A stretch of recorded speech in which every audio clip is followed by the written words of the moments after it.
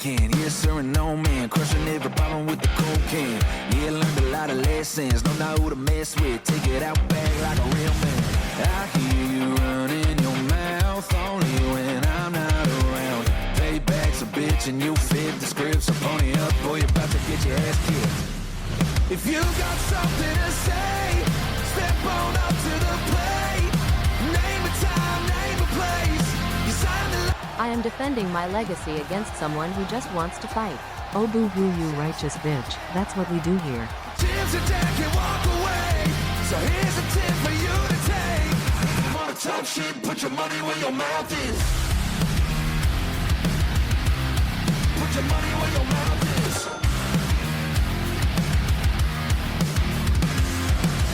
I was Friday night sipping, minding my own business. Young buck trucking on the sideline.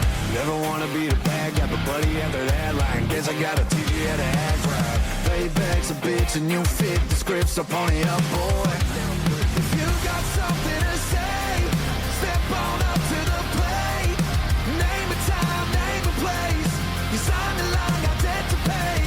Word ain't worth a damn dime. Go cash that check, you can't write. The Jim's a deck and walk away. So here's a tip for you to take. If you wanna talk shit, put your money where your mouth is. Yeah, keep running your mouth. Teach you how we sell shit down south. Yeah, you gon' learn this quick, but a one-way ticket to a foot on your ass. Bitch. Oh yeah.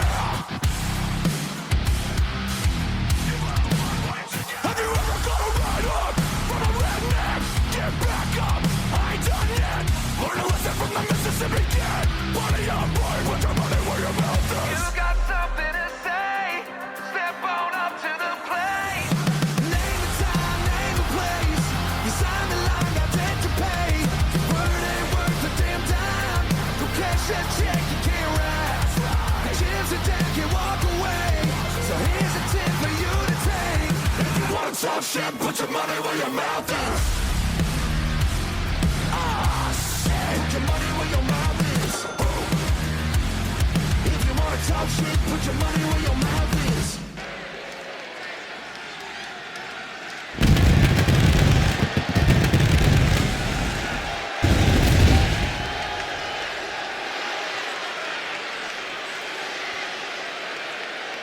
Hello everybody and welcome to Chippy's Brawl. We are in Belfast, Northern Ireland. I am Philip Cup. Thank you very much, each and every last one of you, for being here. I am excited to be along with all of you tonight. We have a 9-match card and we have a lot of craziness in store. You guys are coming along the ride with me here. That is right. That is right. And the first match on the card is probably a match that a lot of people are not really expecting to be on tonight's card. Yeah, I am not either. You know, like when I saw what happened, it was a lot for me. But the Hart brothers, Dwayne and BJ, have been fighting off and on a lot as of late. They're pushing and shoving and a punch. At one point, they did actually come to a truce, but you can see the man in polka dots has a mask on. He comes out of nowhere here just a few weeks ago and proclaims who he is without his mask. We find out that he is BJ and Dwayne's older brother, Frank. And he has been causing chaos between the brothers.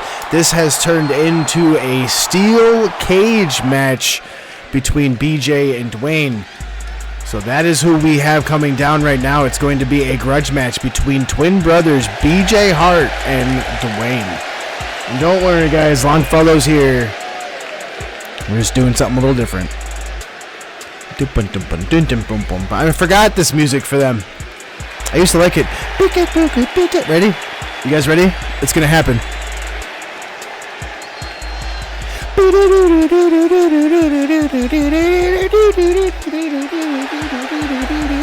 I know I'm a nerd. I love it, but you know I have fun.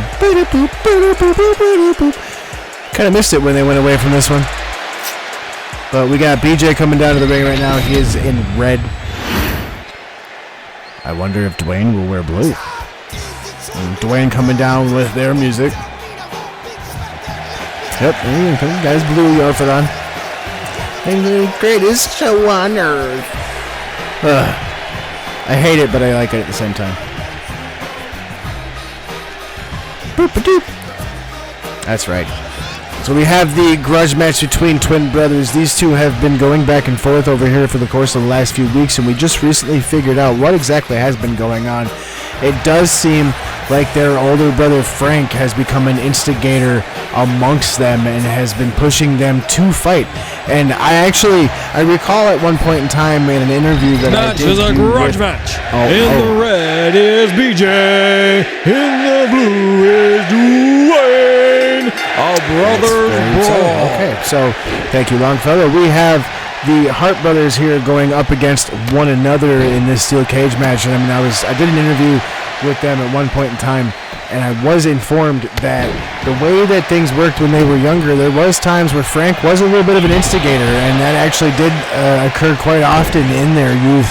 So I guess this is not necessarily something that they're not entirely not used to, but you would expect them to, at the very least, kind of have a little bit of emotional candor, I guess, Oh, and there's a sidewalk slam from Dwayne onto BJ.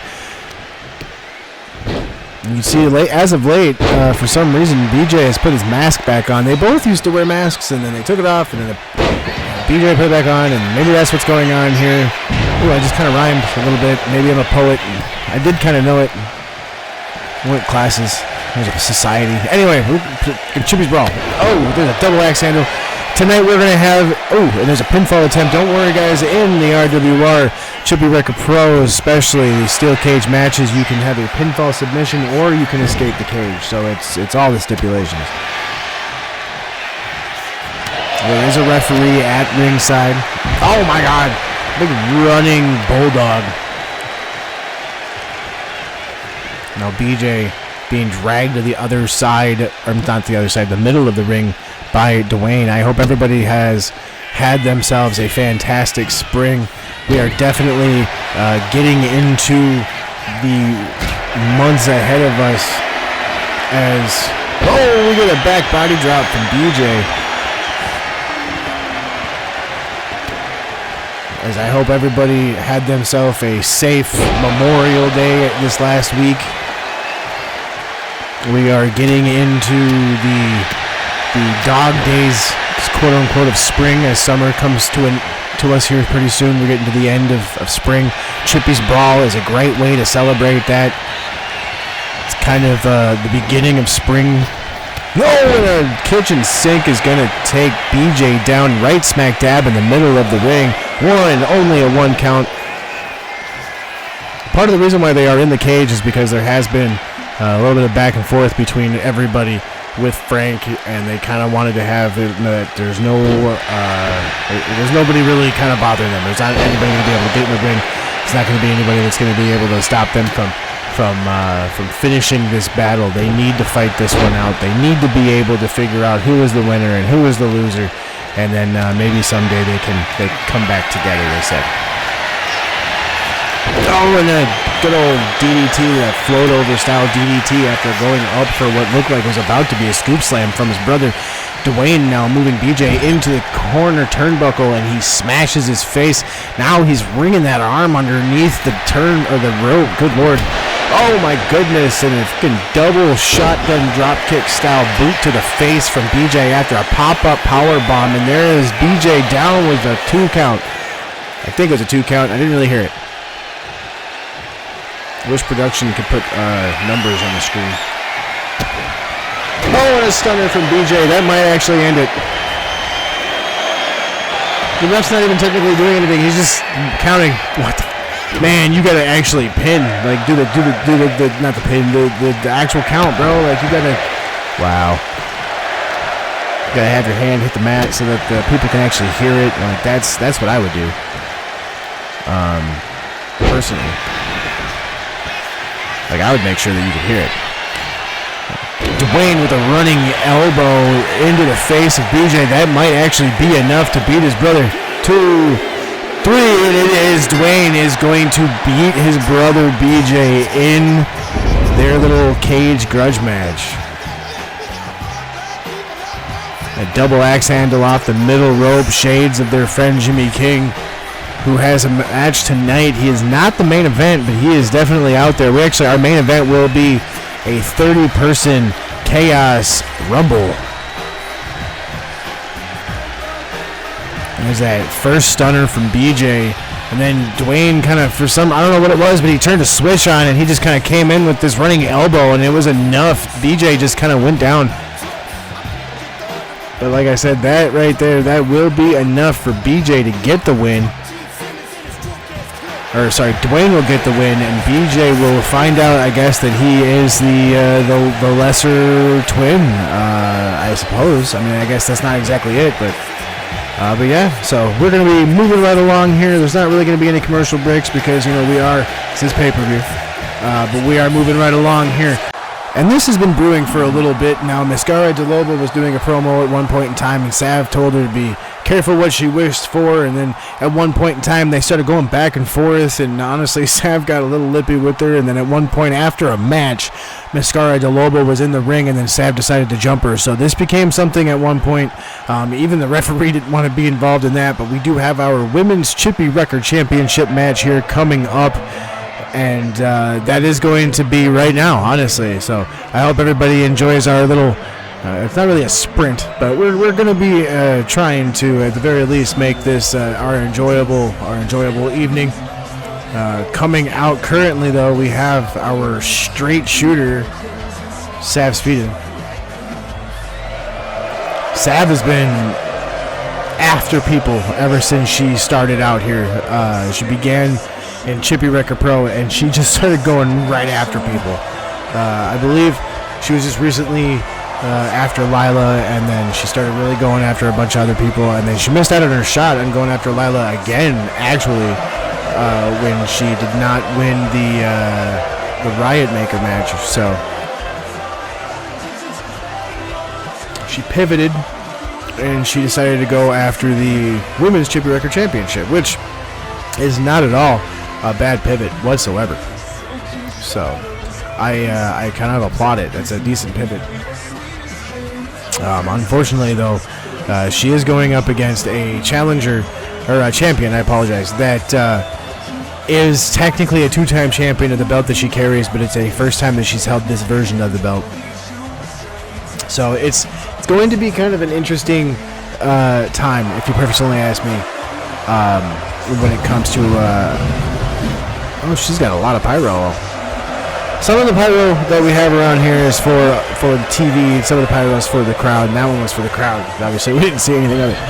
Don't worry, guys, we still have Longfellow here. Longfellow Dangerson is not going to allow a pay-per-view to go by without him being around for it. Don't you worry.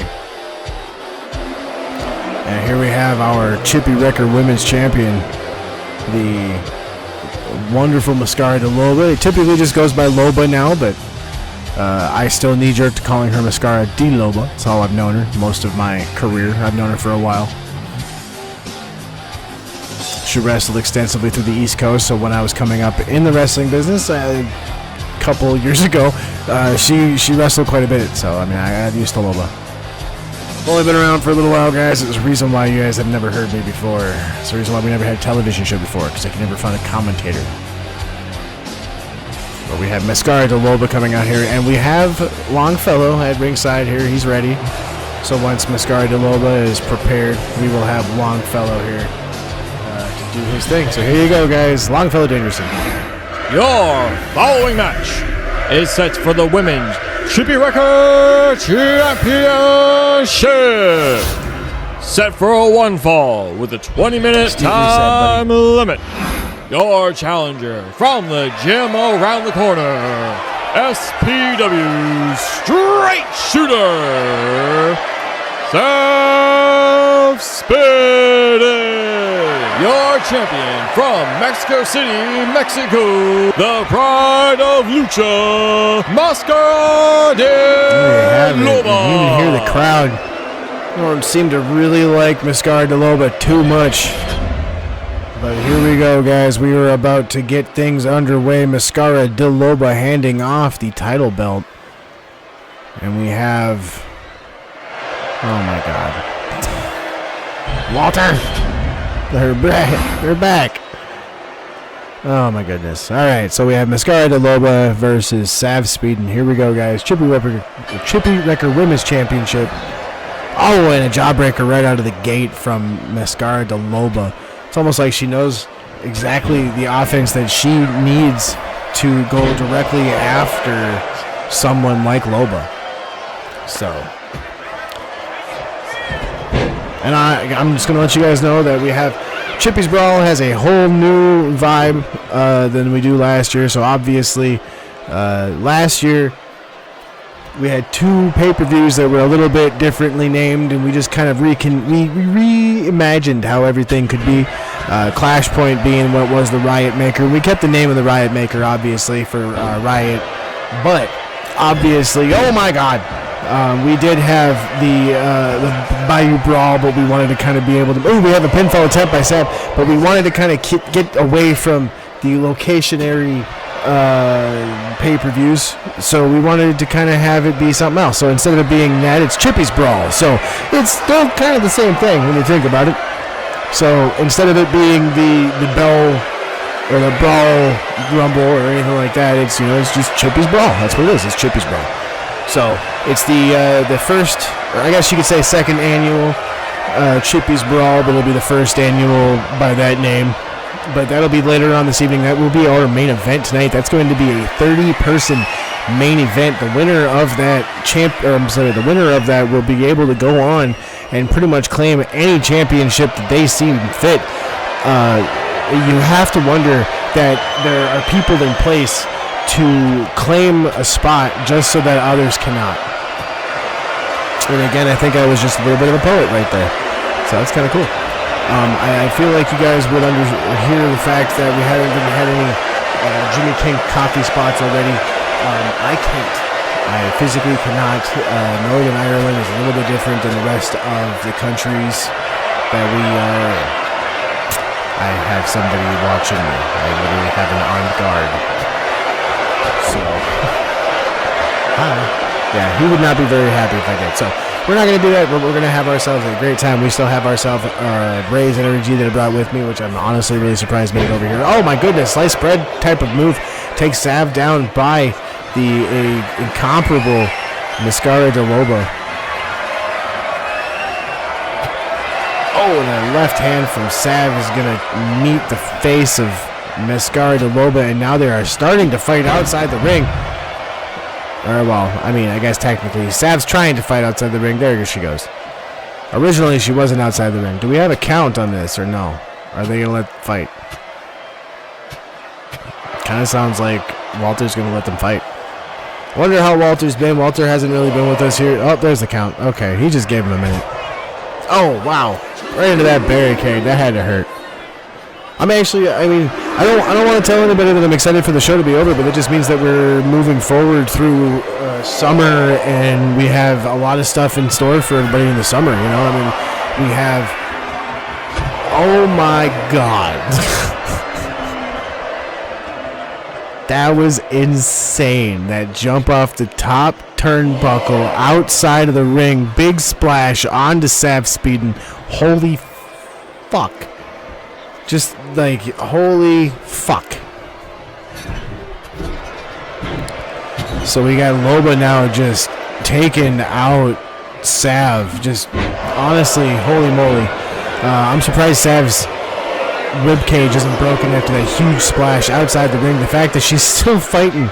My God, this is part of the reason why we have these Belfast. I hope you guys are enjoying it. I hope you guys all enjoyed our British Isles run. I hope everybody enjoyed being able to come out and see us when we were also in Mexico. I hope you guys enjoyed being able to see us in Canada. We enjoy doing these big trips. For a lot of people, I understand that Canada and Mexico is kind of not a big deal, but when we come over here to the British Isles, and she just got like a big miss. She just missed it her.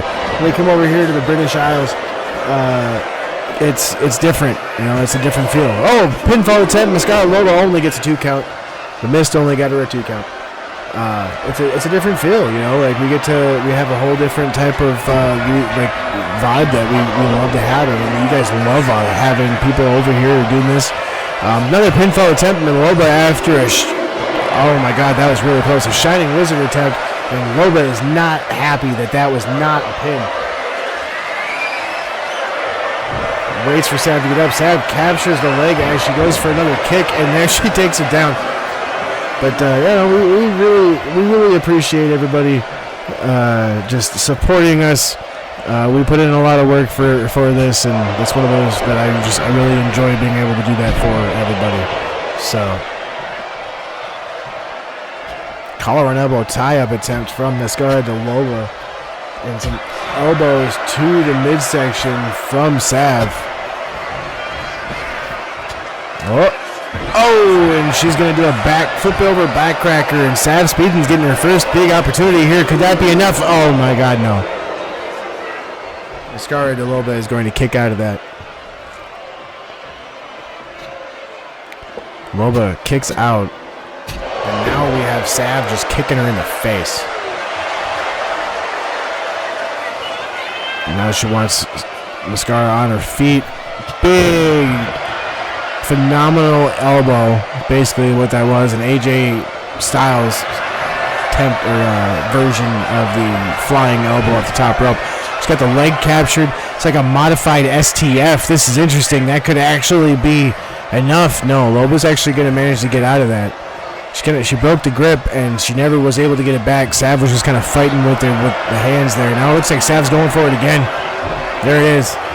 It's a modified STF. I love that. That looks different. It's interesting. I like that maneuver right there. I wonder where she got that from. That's like a jiu-jitsu background or something. There we go. The straight shooter, Sav Speedon. She calls her shot. She's going for it. Mascara de Loba's on her feet. Collar and elbow whipped into the ropes from Sav, who looks at her. Double underhook. Oh my God. She hits the tiger suplex. And no. Or not the tiger suplex. What is that called? The Snapdragon suplex?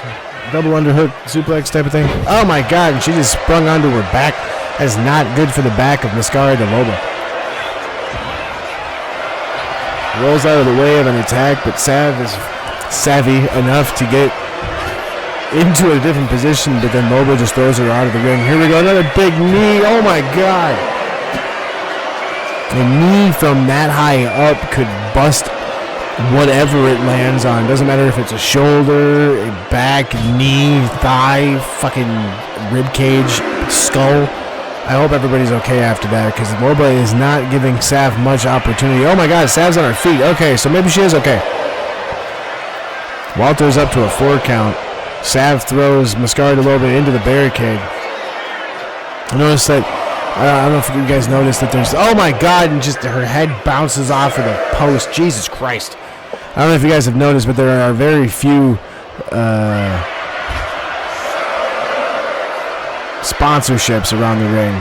It's because there can't be. If you know what I mean. Sav Speedon has thrown Mascara de Loba to the other side. Walter gets up to an 8 count before Loba gets into the ring. And now Sav back outside the ring, stalling even more, using some tactics. Oh my God, it looked like a split leg drop attempt from Mascara de Loba, but because of Sav's situational awareness, she's able to get out of the way. And now Mascara de Loba has taken Sav down, and Sav is not in a great position. Oh my God, there's a sliced bread outside the ring. Now Loba needs to get Sav back into the ring if she wants to be able to count this pin. Sav thinking the same thing. Outside the ring goes Sav. Back in the ring she goes as Mascara de Loba comes at her.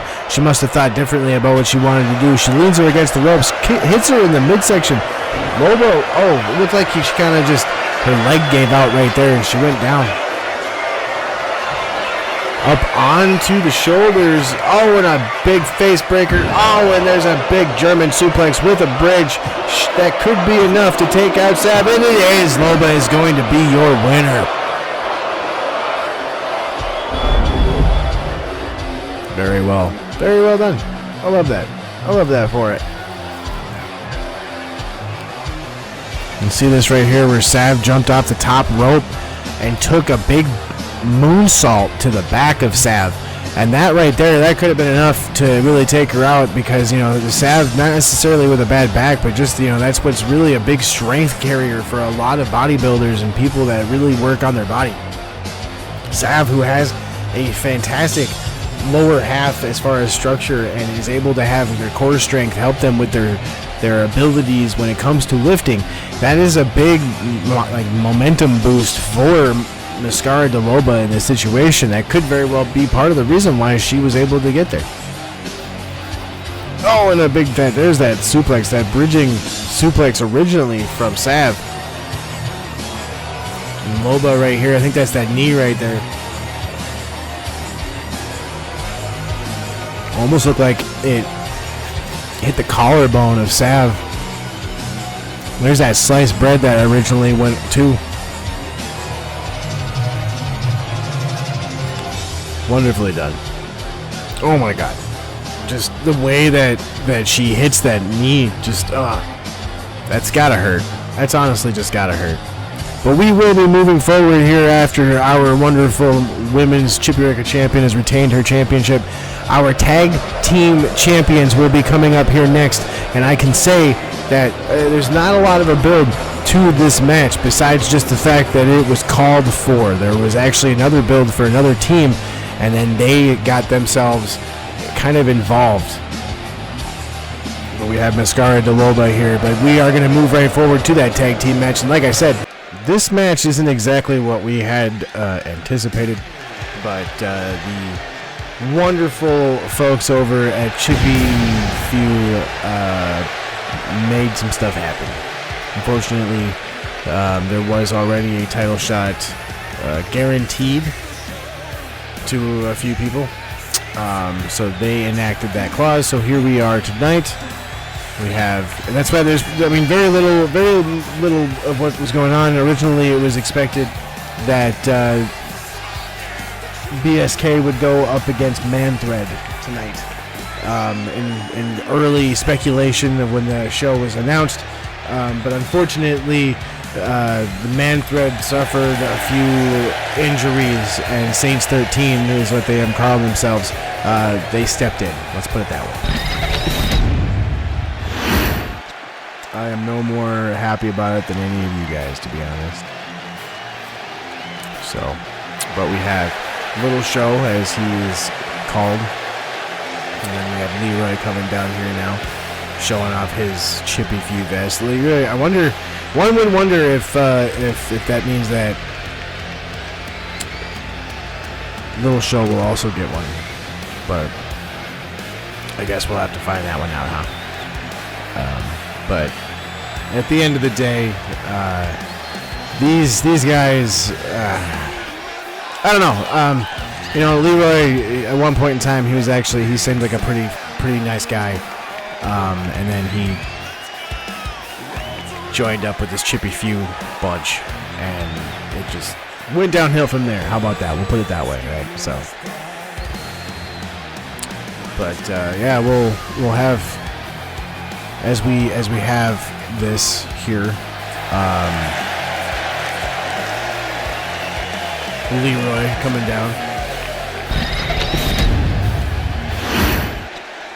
There we have the tag team known as Saints 13. Don't worry, guys. We'll have Longfellow explain everything. While he does, I will be over here taking notes. You'll hear me even typing away, typing notes. I love hearing that's gonna sound weird, but I love hearing Longfellow talk. He's fun.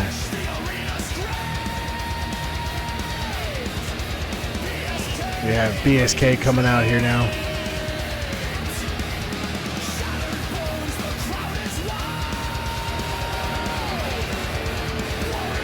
BSK is best shots in Jordan Green. They won the championships back originally at Warzone back in November, so they've held it for a little while here, but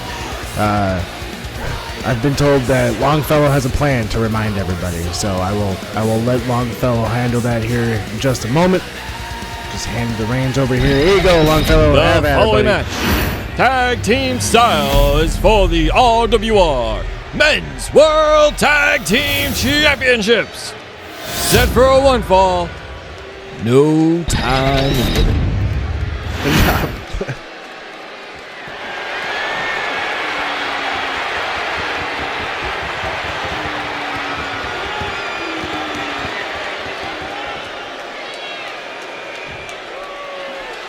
Introducing first, the challengers from Wisconsin and Pennsylvania, representing the Chippy Kevon Woods and Leroy Saints 13.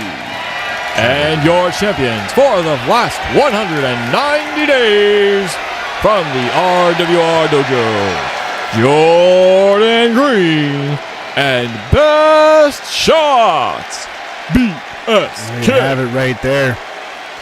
Jordan Green and Big Best Shots have been the tag team champions for 190 days today. And one would hope that they will be able to continue that trend. Or will we see an unseating of championships? We will have to see here. It looks like Little Show and Jordan Green will start this off. This is just going to be a big meaty man match. Like, that's just what it's going to end up being, I think. Because, I mean, like, good Lord. At the end of the day, like, good God. And here we have it now. So we are going to see Leroy on the apron, just kind of watch Jordan Green. So Jordan, like, it's weird to say that Leroy might even be the smallest of everybody here. It's weird to say, honestly. It is. It's really weird to say. But we have our tag in right now. And here we have Leroy finally back in. He's a little bit taller than Jordan, so I guess Jordan technically is the smallest. God, that's weird to say even too. Like, good Lord. These guys are huge, but we have our competitors in the ring now. We got Big Best Shots in the ring. Leroy with a big chop takes Jordan down. It's interesting when you look at everything. When you find out how to find. Oh God! Just the punches to the forehead. When you find out, just when you see how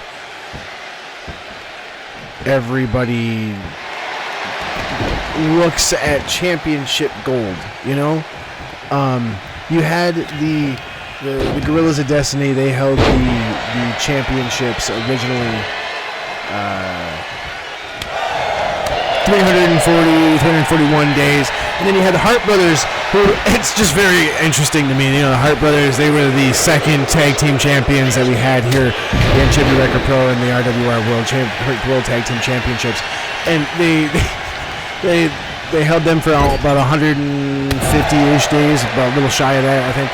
And then we had Little Bros have it, which actually is Little Show. You know, Little Show, he has been a tag team champion before, as has Leroy, which is the ironic thing about all of this. Okay, so we have had only one team be tag team champions twice, but we have multiple people that could possibly become tag team champions twice, just not on the same team. The Hart Brothers are the only two-time RWR World Tag Team Champions. We then have the possibility tonight, if Leroy and Little Show are able to win this match, this would be the second World Tag Team Championships for both of those competitors, but the first together. Like, it's just insane. So, I mean, like, we have the ability right now to have these guys in this ring doing these crazy, you know, maneuvers and going about it here and going up against BSK. BSK having been a dominant tag team champions, or our dominant tag team champions now for some time. It's just, it's a testament to their ability and who they are as champions, that they're able to go about continuing and defending and whatnot. And we'd like to see them get to Tag Wars. Honestly, I'd like to see exactly how they defend themselves in the new Tag Wars setup. So that would be, I'm looking forward to that. If I'm really being honest with everybody, 2025, we had an amazing year. In 2026, I think, are looking forward to an even crazier year. I mean, look at what we're doing right now. We got a pinfall attempt. Leroy just kind of going back and forth, keeping an eye on best shots over there as Little Show goes for a pin. Looked like he was going for a running senton. That's a big man to go for a senton. Little Show, I mean, part of the reason why he calls himself that is the joke that, he's a little version of Big Show. Big power bomb. Looked like he was about to go for a buckle bomb, but I think he thought better of it. Decided to go for one of those alley-oop bombs. And Little Show now with the knee and the boot, but he's actually get kicked off by Jordan. Good lord. Oh, okay. Almost. It's interesting to think to me, honestly. I think it was a year ago.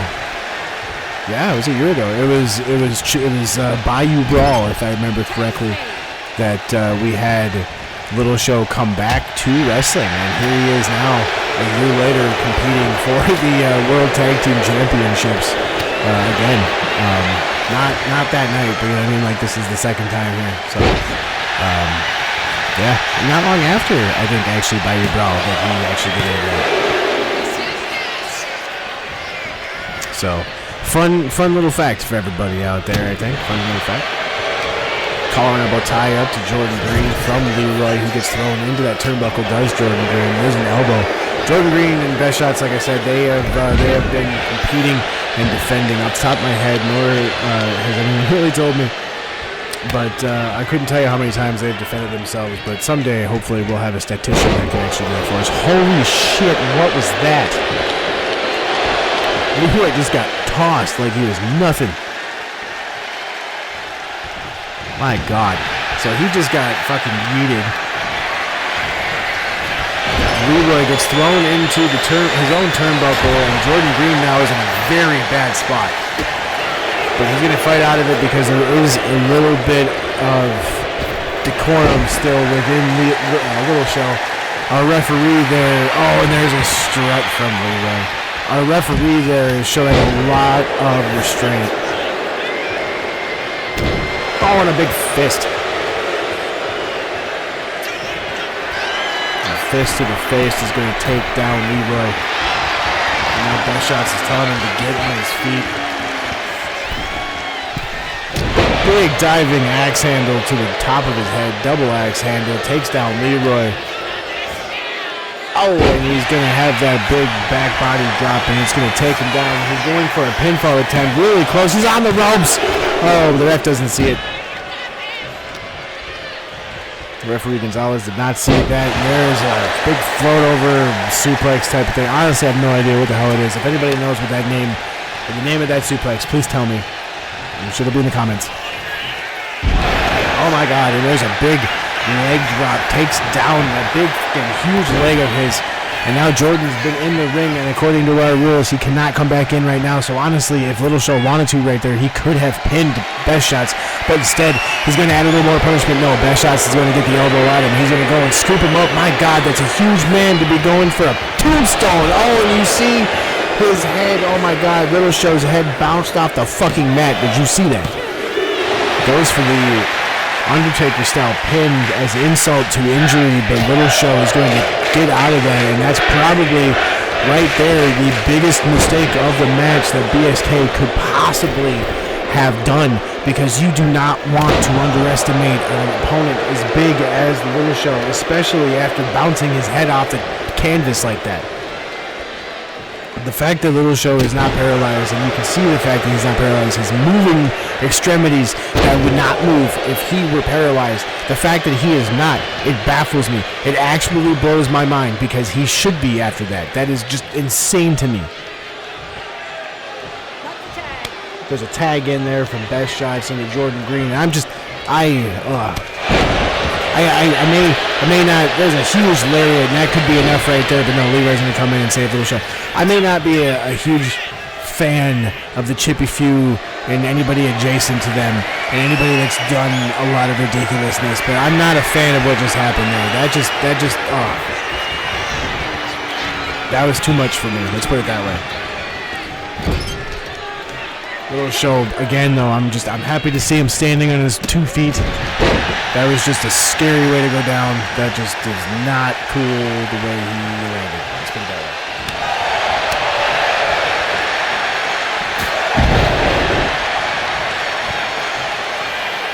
He goes for that big knee drop that he likes to go for, but he did not hit it. Oh, we see Jordan's been busted open. My God, what happened to him? Big float over. Oh, and the DDT. Chip.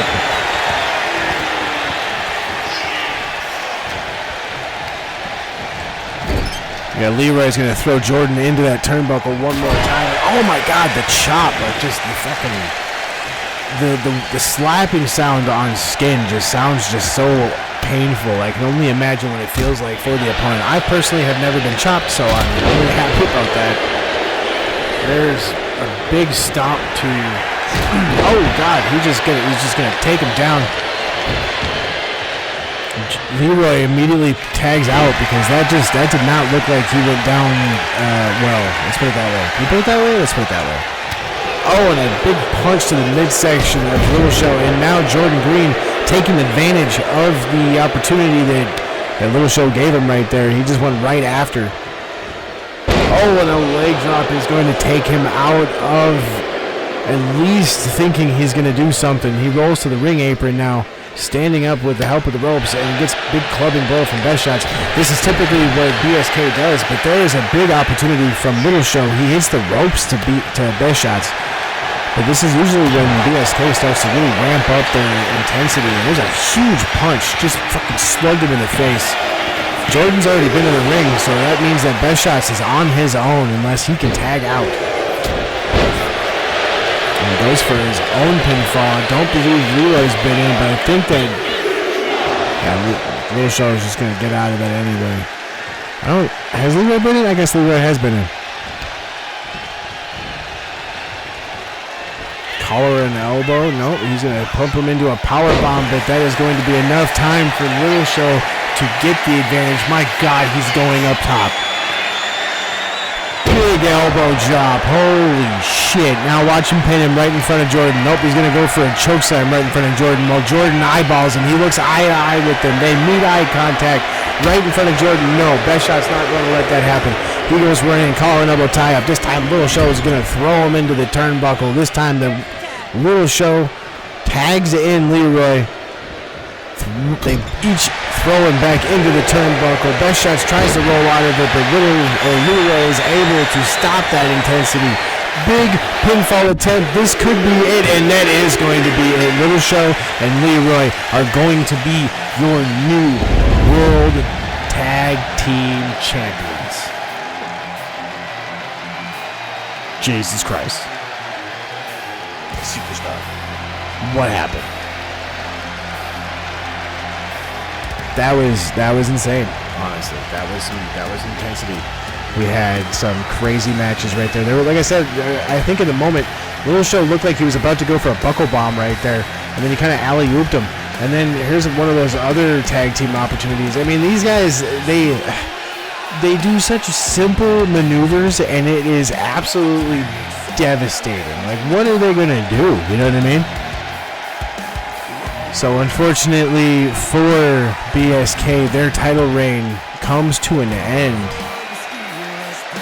190 days as World Tag Team Champions. I call it 190 because I count today. But that right there is going to mean new Tag Team Champions. Little Show and Leroy, collectively known as Saints 13, are going to be your new World Tag Team Champions.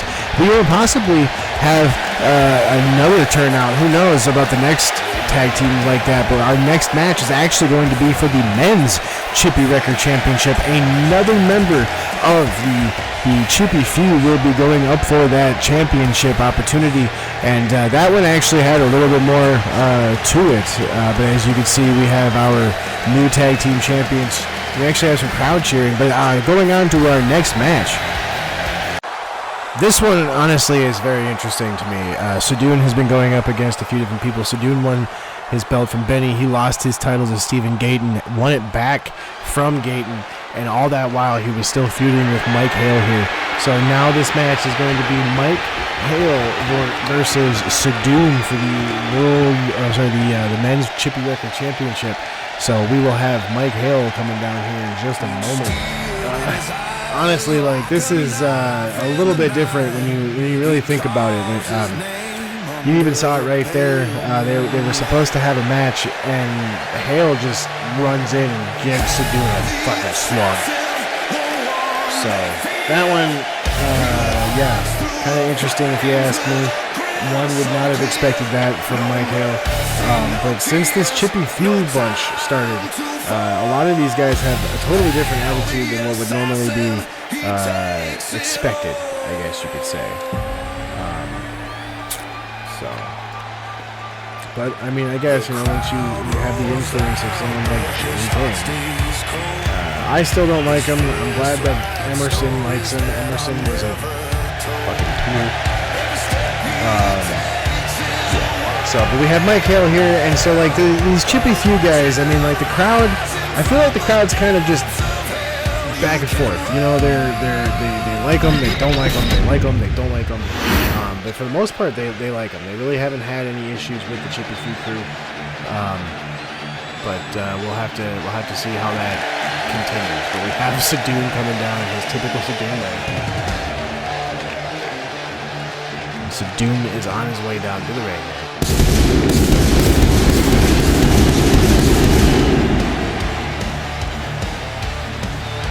Sadoon is the first two-time Chippy Wrecker champion. I can say that for certain.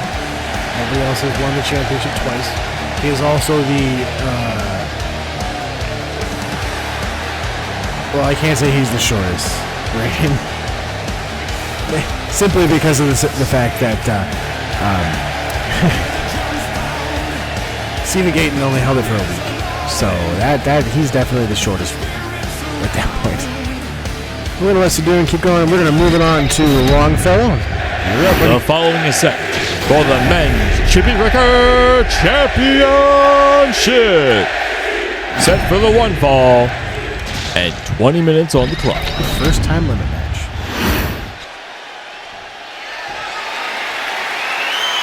Your challenger, representing the Chippy Feud from Wisconsin, the Mechanist Assassin, Mike Hale.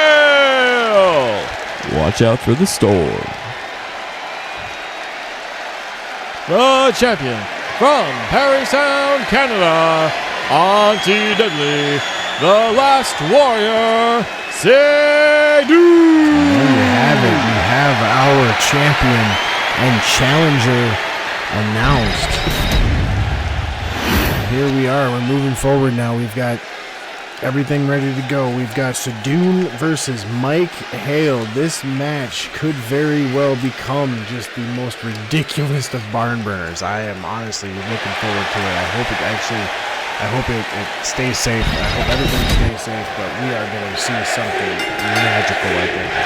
Sadoon with a shoulder block right out of the gate. Hale just immediately goes down.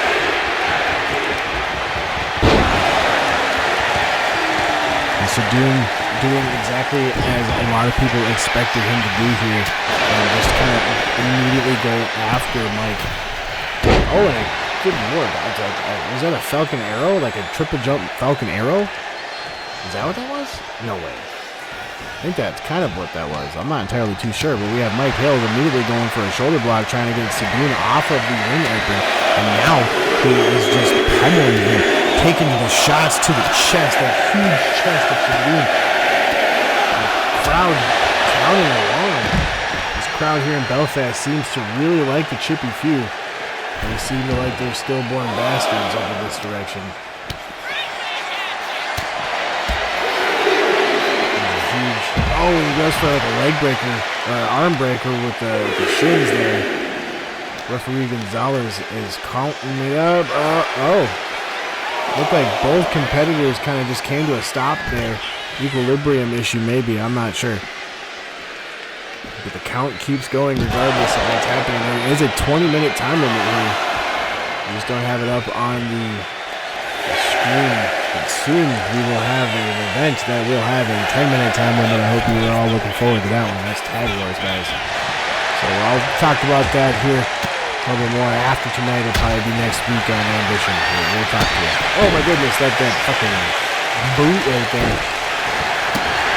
Mike Hale now slowly getting dismantled by Sadoon, who seems to just kind of be outsmarting him a little bit. Hale is known a little bit as an assassin.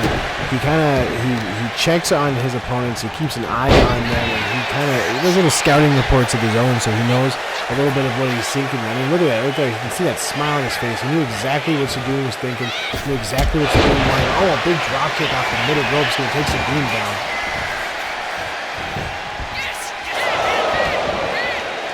Sadoon gets a kick out before even a count. Oh, another big ass boot. My God. Big knee strike right there. Mike now slowly starting to ramp things up. Sadoon might be in a little bit of danger here. He needs to be careful. Oh my God. Big rotating fist, and it looked like Sadoon was about to go for a kick, but Mike caught it. That's what I mean by scouting. He knows the maneuvers of his opponents. He is not a spring chicken. He knows what he's doing. He has been in this industry for some time. Sadoon now picks up Harold. Oh, and runs him into the turnbuckle. He's going to do it again. Oh, big punch, another big punch. Sadoon with more punches and chops. Turns Mike around. Looked like he was about to try to go for some type of suplex, but Mike was going to stop him no matter what seemed to happen. Like a big float over, takes him into a DDT situation. And now Mike is actually in control. He floats over the top rope. Now he climbs to the top rope. Oh, there's that big ass corkscrew one more time. Is that going to be enough for him to win it? No. Sadoon's going to kick out of that one. It looks like a very tenacious Hale wants that match to be done now. He goes back for a pin and only gets a 1 count. Sadoon is not someone that is going to allow you to do that. Oh, a knee strike. Huge knee strike. Takes down Sadoon. He was not expecting that whatsoever. But he is still going to kick out. Jumps over that top rope now, and Sadoon.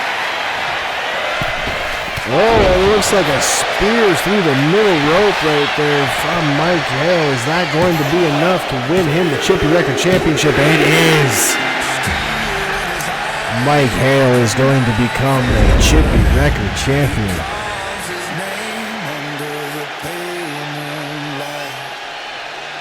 That has to be exciting for Mr. Hale.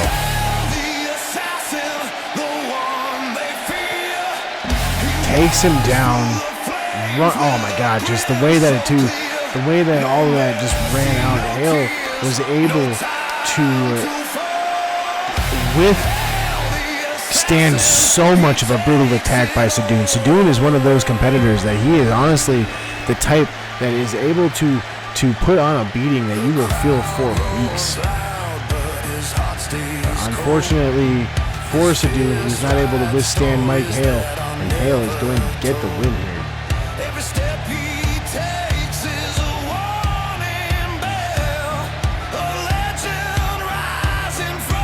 Right there.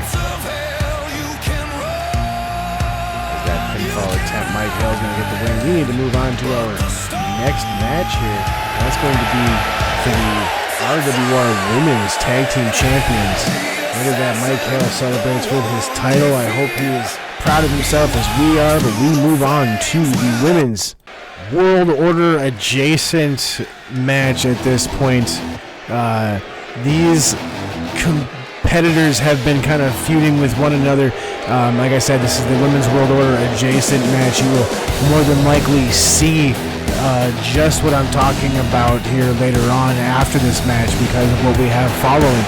But we have the Women's World Order represented by Rhiannon and Chromium coming down to the ring, going up against the Women's World Tag Team Champions that represent the RWR, that is the Amazons, Amazon, Iridora, and Luridora. So we have the Women's World Order coming down here now. Aradora, Women's Tag Team Champion, a former Chippy Wrecker Champion. As you can see here, defending those titles. See them representing Women's World Order.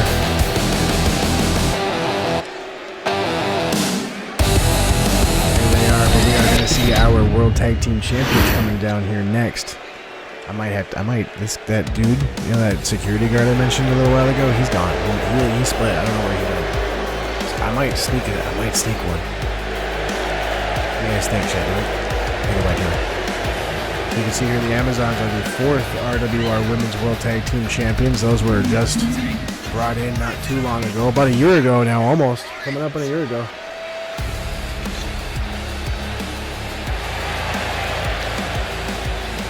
We have a World Tag Team Championships that were brought in around July of 2025. So like I said, the following match set for the RWR Women's World Tag Team Champions. Set for the one fall or escape from the steel cage. The champions all the way from the south of Greece, the Amazon Sisters. Very well done. So, tonight we crown the inaugural Black Label Champion.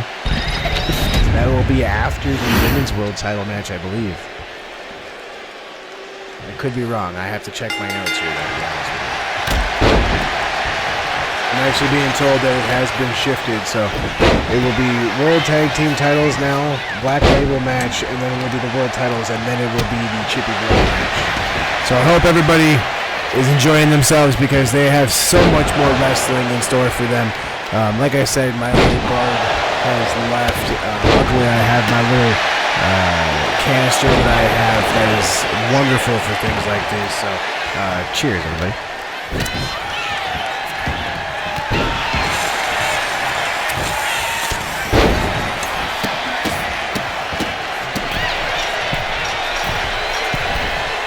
High quality Jimmy King's Coffee, drink coffee, straight from Amsterdam. Good chores when you are alive.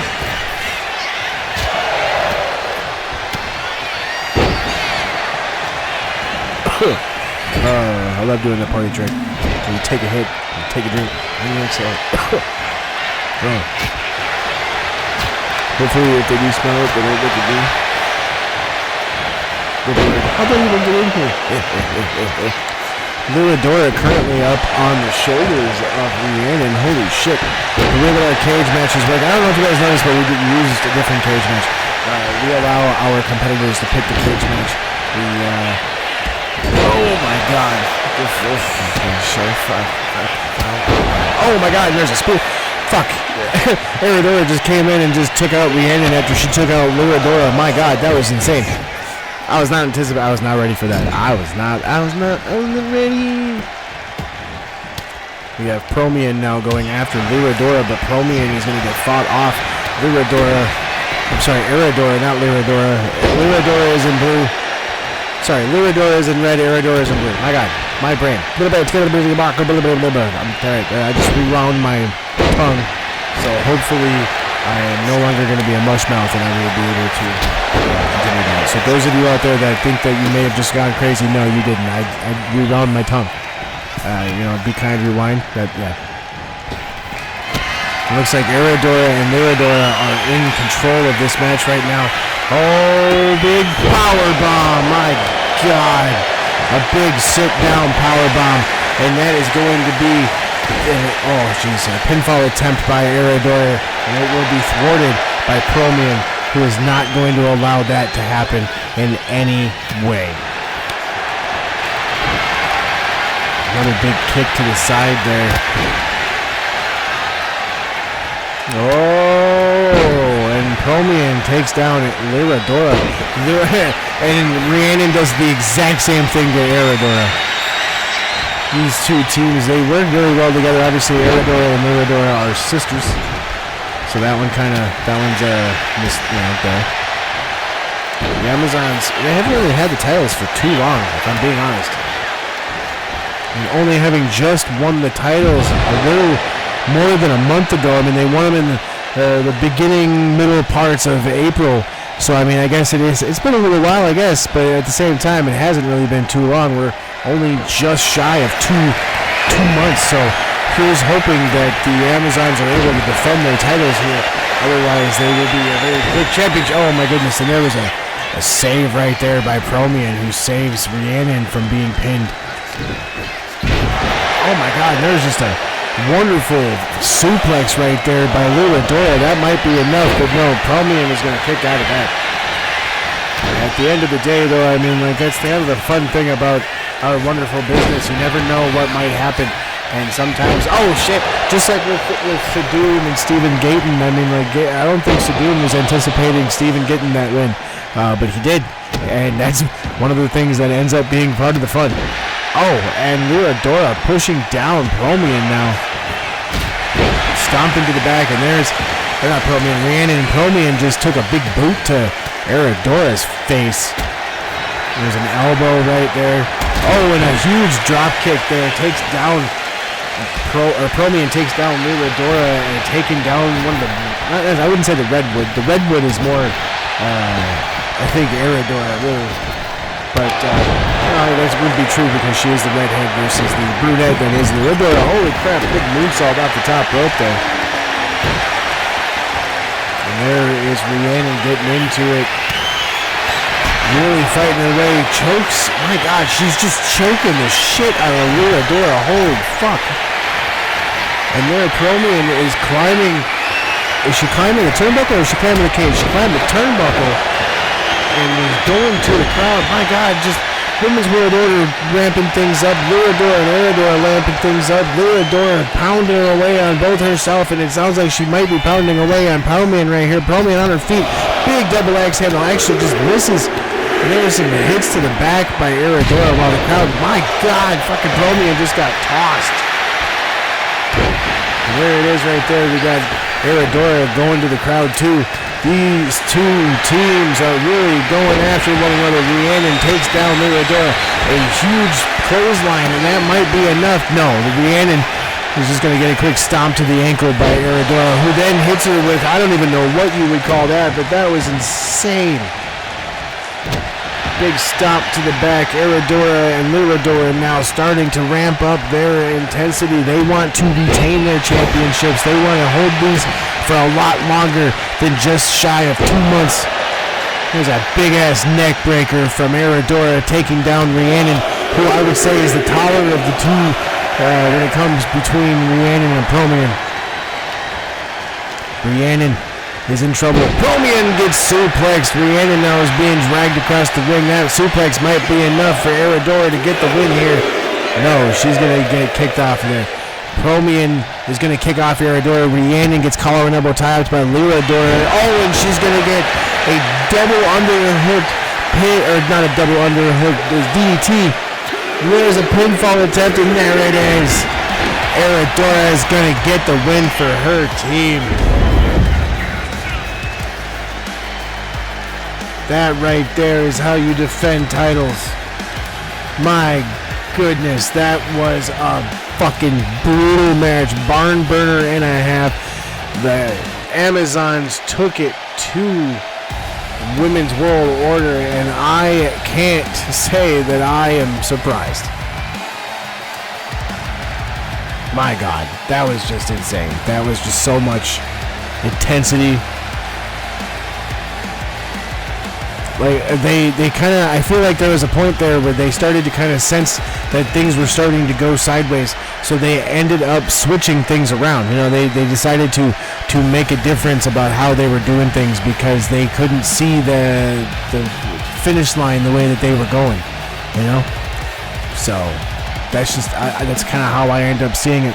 But we are moving forward. We are going to have our next match. Our tag team champions have defended their titles. At least one of them have tonight. We're going to be moving on. We're going to see if we can crown the next inaugural or the next champion in the RWR, our inaugural Black Label champion. while our current women's tag team champions celebrate two-time RWR right there. But here we go, guys. We're going to move on forward into our Black Label Championship, which is a new championship. We had a tournament that we actually ended up having Sunwolf and Shaylin both. They had to go through a few different competitors, but they both actually were given a first-round bye. And now in our finals, we have Sunwolf and Shaylin. Honestly, they're on both sides of the bracket. We had it even. We had men and women. The Black Label Championship is open to anybody who wanted to go up for the fight, and well, they decided that this is what they wanted. So they went for the Chippy Wrecker Championship before. Sunwolf was our inaugural women's Chippy Wrecker champion, technically. So we will be seeing Shaylin, I believe, coming here after Sunwolf. But Sunwolf is one of our homegrown heroes, I suppose you could say. And now we will be having Shaylin come down here. Shaylin is our inaugural women's Koshki Cup champion, actually. So that's a wonderful addition to what we have as far as championship possibilities. I mean, either one of these competitors are absolute gold when it comes to championships, no pun intended. But we will have to see exactly what both of these competitors have in store at the end of the day. So those of you out there that might not know, I mean, I'll have to explain it really quickly unless I want to wait for Longfellow, which I might just end up waiting for Longfellow. I think I'll just wait for Longfellow. So Longfellow might explain a little bit of it too, so we'll have to see how it goes. But I'll let Longfellow have his moment here. Give me The following match will be under Black Label rules, which means anything goes anywhere. It's for the Black Label Championship. Well, that's that's one way to put it, buddy. Yeah, that really is. Well, we will be getting underway with this match. And so those of you out there that are new to this, Black Label Rules is basically a hardcore match. It's basically an Extreme Rules match. Literally anything goes. Weapons are encouraged. They literally they are encouraged. They want you to use weapons.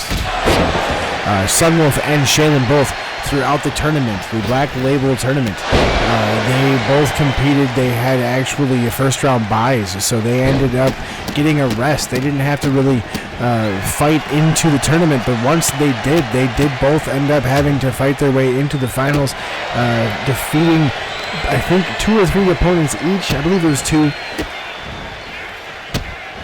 So it was not exactly an easy feat there. I mean, early on there, you saw as we were getting ready, you saw the footage of people or of the opponents that they faced. And right now, I mean, yeah, they are kind of having this be just a normal. Wow, just that huge moonsault.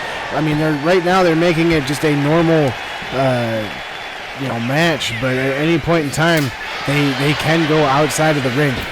So that might be something that we have to make sure that we watch out for. Wow, what a bulldog. That right there was something that you don't normally see, just especially with how she stepped. She had control of the head, and she just directed Shaylin to a different direction. Now Sunwolf jumps over the top rope and is now staring down Shaylin, waiting for her to stand up. Oh, she went for Hurricane Rana, and Shaylin is going to powerbomb her. And that could be it right there. But no, only a 1 count.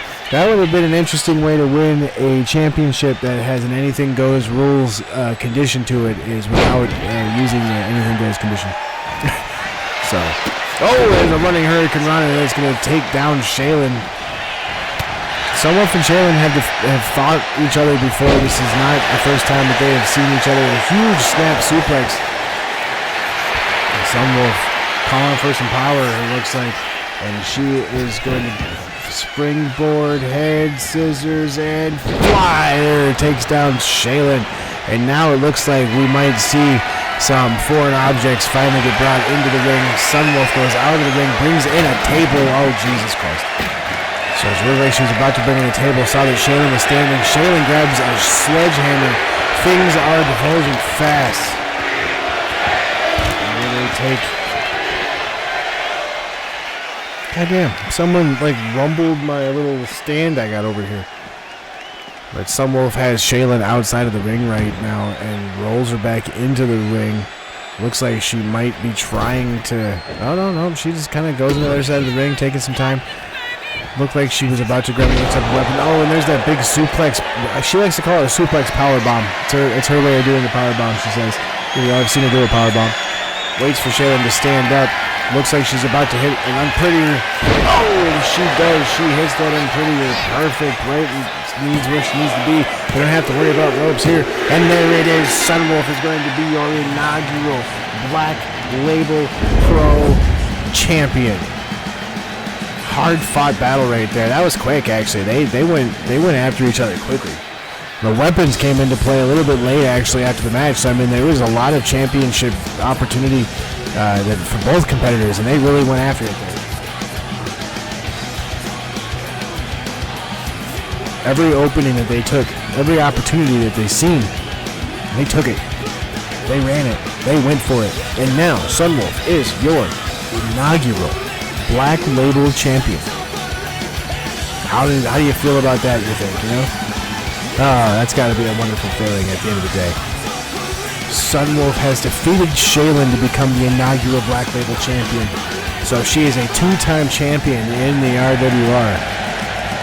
And there's that championship. Congratulations, Sunwolf. We're going to move it on. We have the next championship that's going to be on the line, the RWR Women's World Championship. Sinister Blaze won the All-RWR Women's Riot Maker match while we were overseas. I believe it was in Aberdeen. And after all of that, she began to just kind of terrorize Lila, our RWR Women's World Champion, pulling some tricks while they were fighting in the backstage. She turned the lights out, and she ended up pulling her into the arena, showing that she has a little bit more pull than Lila would be appearing to understand. So we have ourselves a spooky Women's World Championship match here. So let's see exactly how we move about this here. We're very interested and very curious and very excited to see this one. Sinister Blaze, as we can all tell, is very eccentric. So here we go. Now we've got Sinister Blaze coming out here to take her opportunity for the Women's World Championship that she won her opportunity for. So let's see what we end up doing. A very eccentric competitor is Sinister Blaze, it seems like. We have our Women's World Champion coming out here next.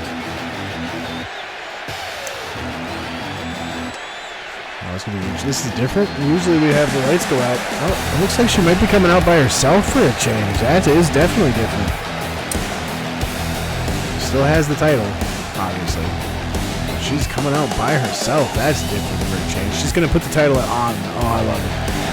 She puts it on right there. I usually don't, but that was clever. I like that one. And Lila Hassan is our 7th Women's World Champion. It all began with Beck Smith way back April of 2024. She held that title for 397 days before she was unseated by Promium. And now Promium rides in the ranks with Lila Hassan within the Women's World Order. All right, Longfellow, take it away, buddy. Set for the one fall for the Women's RWR World Championship.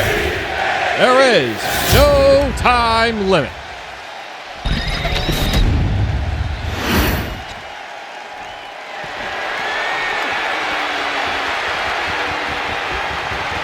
Introducing the challenger from Shangri-La, Miss Sinister Blaze.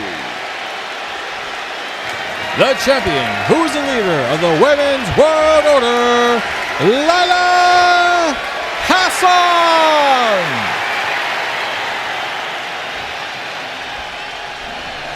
There we have it, our champion and our challenger.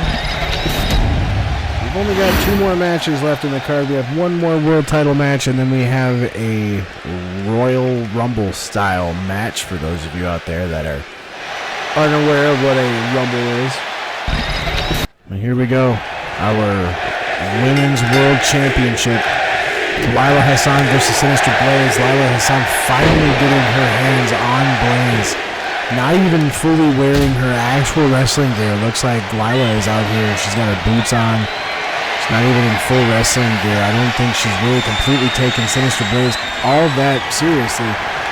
My security guy has not come back, so I'm just gonna keep on rolling with the coffee. Why not, right? My question is, though, who can take down Lila Hassan? She won that championship way back in November. We're about to hit summer. Just curious. Just curious. Oh, huge. I don't even know what that was, the way she hit that. Just came out of the gate. Oh, my God, and that boot to the face. That would have killed a normal person. It was actually a year ago at this pay-per-view that Promian won the women's championship and set into motion a series of short-lived champions that actually has been stopped by Lila. So it's actually kind of fun to see someone hold that title for as long as Beck almost did. I mean, Beck held that title for almost 400 days. I think she was 3 days shy of 400 days. She won that on the 1st of April in 2024, and she didn't lose it until May. I think it was May 3rd. I want to say it was May 3rd of last year. So, that's just, it's insane to think about. But we're going to have some coffee here while I am still unattended.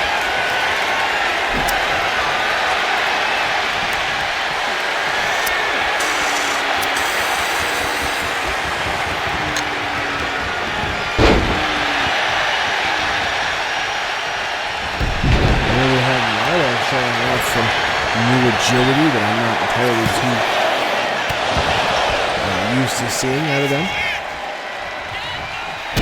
Oh, a stomp to the arm. Now Lila is starting to show that aggressiveness. Oh, and a big pump kick, Jesus Christ. Oh, and there's a big headbutt from Lila right there, so Sinister is going to go down. Sinister Blaze has only been wrestling now for the last 3 years. Mostly wrestles over here with SPW, but occasionally makes American and Canadian stops. I need to have myself a drink of Rays here. Rays is awesome. They send all over the place. Oh my God! Lila Hassan just goes down.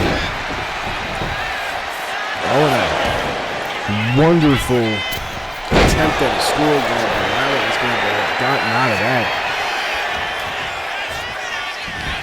Goes for a suplex, and turns it into like a flapjack. And Lila now with a pinfall gets 2, but that's about as far as she's going to get. Lila, like I said, she won this title back in November at Warzone, defeating Maria Santana. And that's what I was talking about. Promian won the women's championship from Beck Smith a year ago at Bayou Brawl, which is the predecessor to Chippy's Brawl. And honestly, like I said, it set into motion a series of short-lived champions. We went from Promian to Katie Tooley to Camille to Reyna to Maria Santana, and now we have Lila Hassan. That's a short succession of champions. That's almost a champion a month at that point. Sinister Blaze showing that we might have ourselves a new champion before Lila can even hit 200 days. Oh, she goes for a punch there, and it looked like she got out of it. Oh, she has her turned her elbow around. Oh, and she hits right in the elbow. Right in like the back of the bicep, elbow front there. And now she grabs Sinister by the leg. Oh my God, she grabbed her by the hands and just kneed her right in the head. Sinister Blaze may be out after that. No, actually, she's going to kick out. My God. I am surprised, and I think so is Lila. That is right. This is wrestling. Awesome to see that. And hear that, I should say. Not really see that, but you know what I mean. Blaze now calling her shot. shit. Another big punch there. Lila Hassan now asking for her to hit her.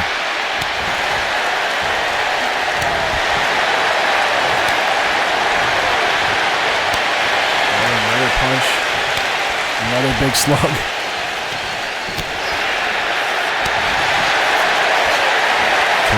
Are we going to see Lila Hassan? Oh, we are. Hockey fighting right in the middle of the ring. I love to see it. I love it. I honestly love to see it. That was beautiful. Hockey fighting right in the middle of the ring. She's waiting for her now. Oh, and there it is. She hits him. Or she hits her. Could that be it? That's an unprettier. Lila might. Oh, no. Okay. Oh, that's unfortunate. That would have been fantastic. Sinister Blaze hit that perfectly.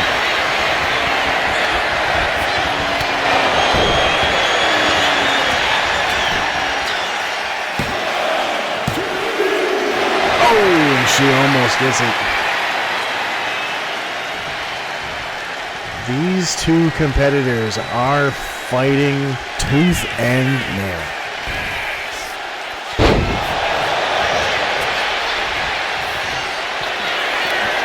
Lila, though, at this point, guys, I have just become a fan. I'm just your standard fan, too. Oh, and that's going to be it. Lila is going to defend her championship. Oh, my goodness.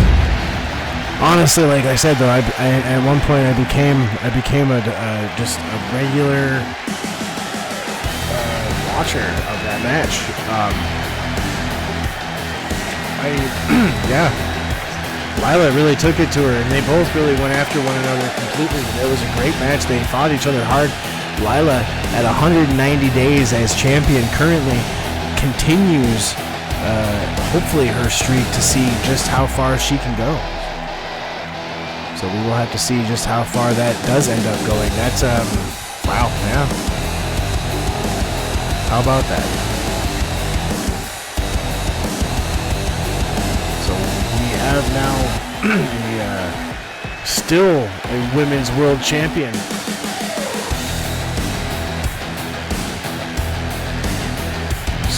Lila was able to withstand her competitor. And that is the thing. I mean, they won, and they showed just exactly what, you have to do to be able to win a title. But Sinister Blaze was not able to win that. But at the end of the day, she showed the competitive spirit that you would need to become a champion.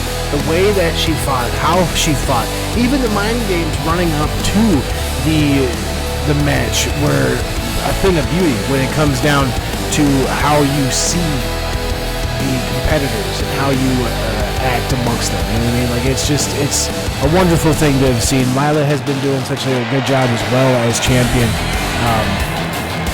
But she even got bloodied right there. Well done. I mean, I may not be a super big fan, but she definitely put herself through a battle. We do need to move on to our next World Championship match, the Men's RWR World Championship. Jimmy King pitting himself against yet another brother, Johnny B. It's become kind of a thing for him, it seems like. Congratulations, Lila. That was hard fought. Whether I like you or not, I have to give you respect for how much you just fought by yourself. This title feud honestly started out very weird.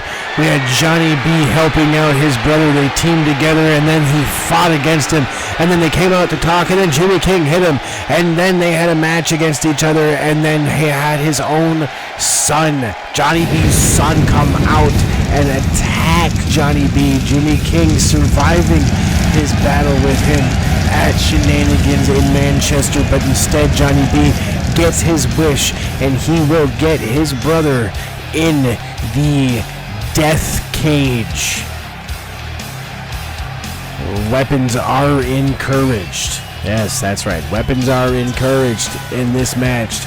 They want them to fight.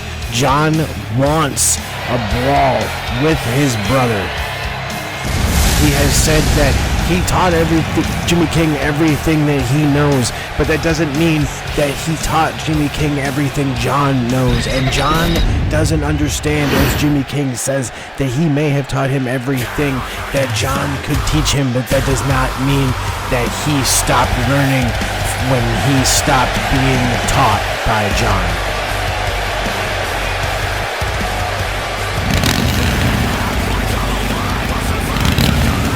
Jimmy King coming down on that motorcycle. This has got to be a little bit more mind games.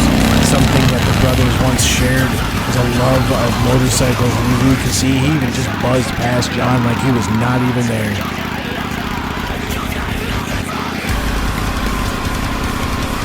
Jimmy King with his own custom world title belt there. I don't know if that necessarily is the new world title belt or if that is just his custom belt. I have not had that confirmed yet. I feel like once we see title lineage put on the belt, that will tell me if that is confirmed or not. We have Jimmy King, our, I believe, 4th world champion.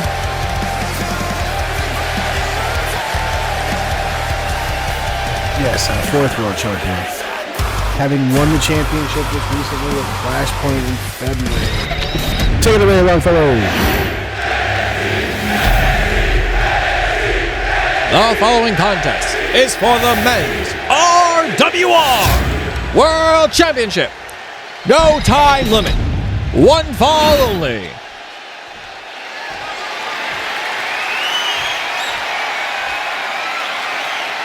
Introducing from Northern Wisconsin, Brimstone Strong, the challenger, Johnny B.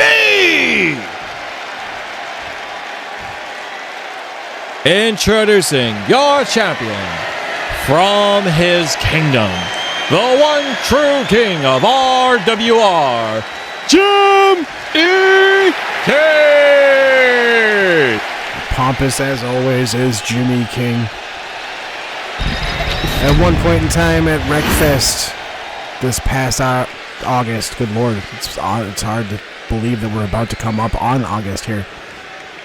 We had Eric Black win the world title, and then he defended that world title against what we thought was the savior of the RWR, and Jimmy King, and he laid down for Eric Black, and then Eric Black ran roughshod over Chippy Wrecker Pro for the remainder of the year until we came up to this past January when Jimmy King wins where Jimmy King wins the Koshki Cup and declares himself eligible in a match between Eric Black and Zach Rosedale, making it a triple threat match at Clash Point, making it possible for not only Eric Black and Jimmy King to make it a basic handicap match, but ensuring Eric Black to win. But no, Jimmy King turns on Eric Black in the match and decides to become the champion himself,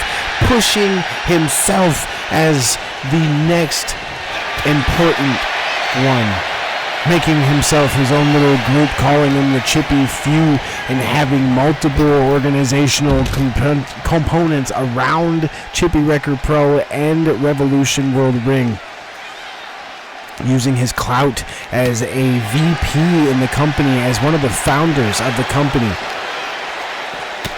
At this point, Eric Black was bad as champion. Yes, we will admit that. But for 203 days, was he really as bad as Jimmy King is about to become? At this point, I believe Jimmy King has only been champion for, I think, coming up on 100 days, I want to say. Let me do some quick math here in my head. It was 98 days, so I was close. Pretty close to 100 days. Oh, and he hits a jawbreaker. I mean, he's made it through at least a cycle of pay-per-view. He won the title at our last pay-per-view. We're at the next pay-per-view.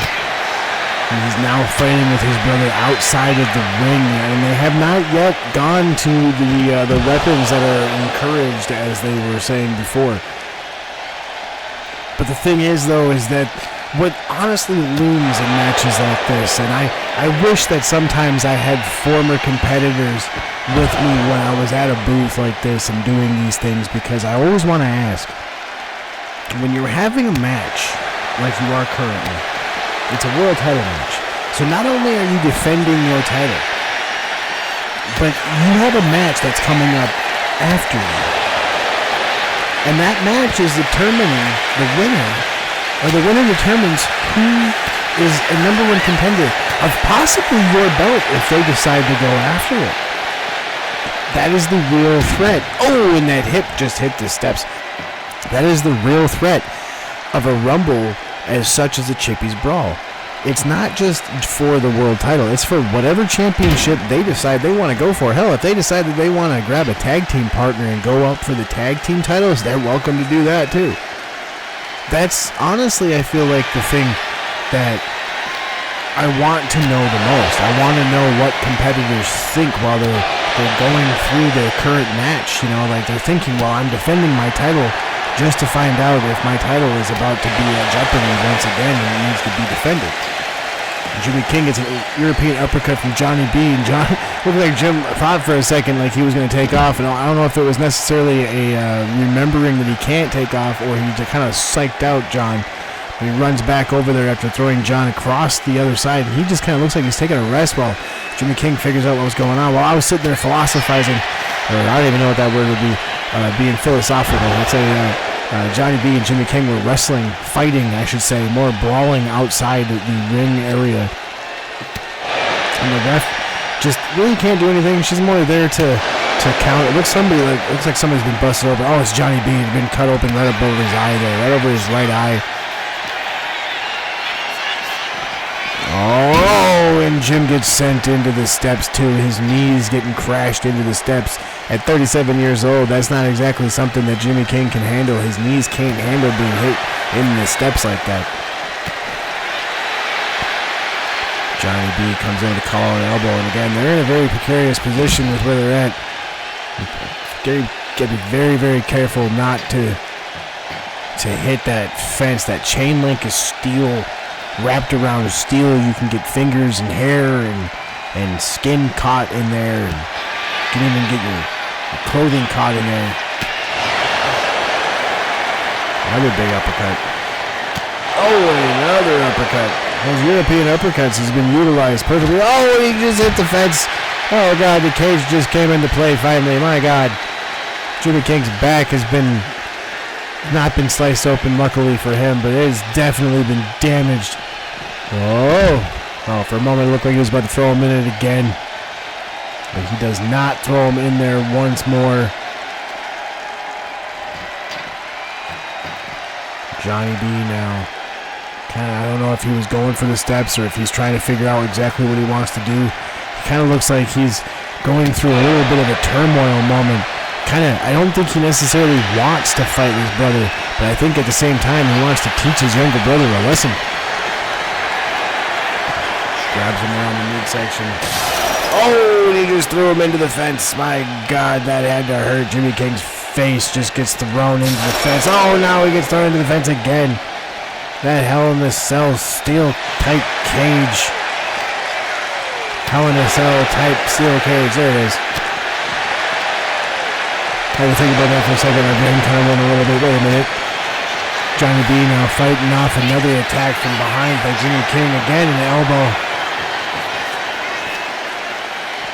Oh, and another big European style uppercut. And again, they just keep going around and around the ring. They haven't even gotten back in the ring. They just keep fighting outside the ring here. You can just kind of see the trail of John's blood as he goes around the ring fighting his brother. Oh, goes up pretty good. I don't entirely know if one or the other is trying. Oh, there goes Jim against those steps again. God, Jim's getting back in the ring now. Almost as if to say he's done with what's going on here. John gets back into the ring. Jim goes for what looked like a cheap shot, but I think he either missed, slipped, or John was able to block it somehow.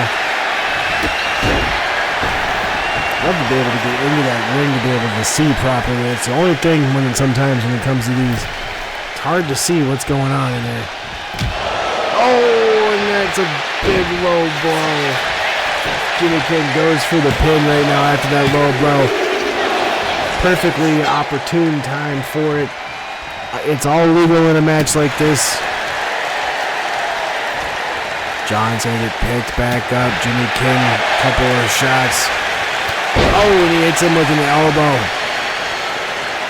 To the opposite corner. He's calling for his boot. He's going for a clutch stomp. There it is, and he hits him right in the face with the boot.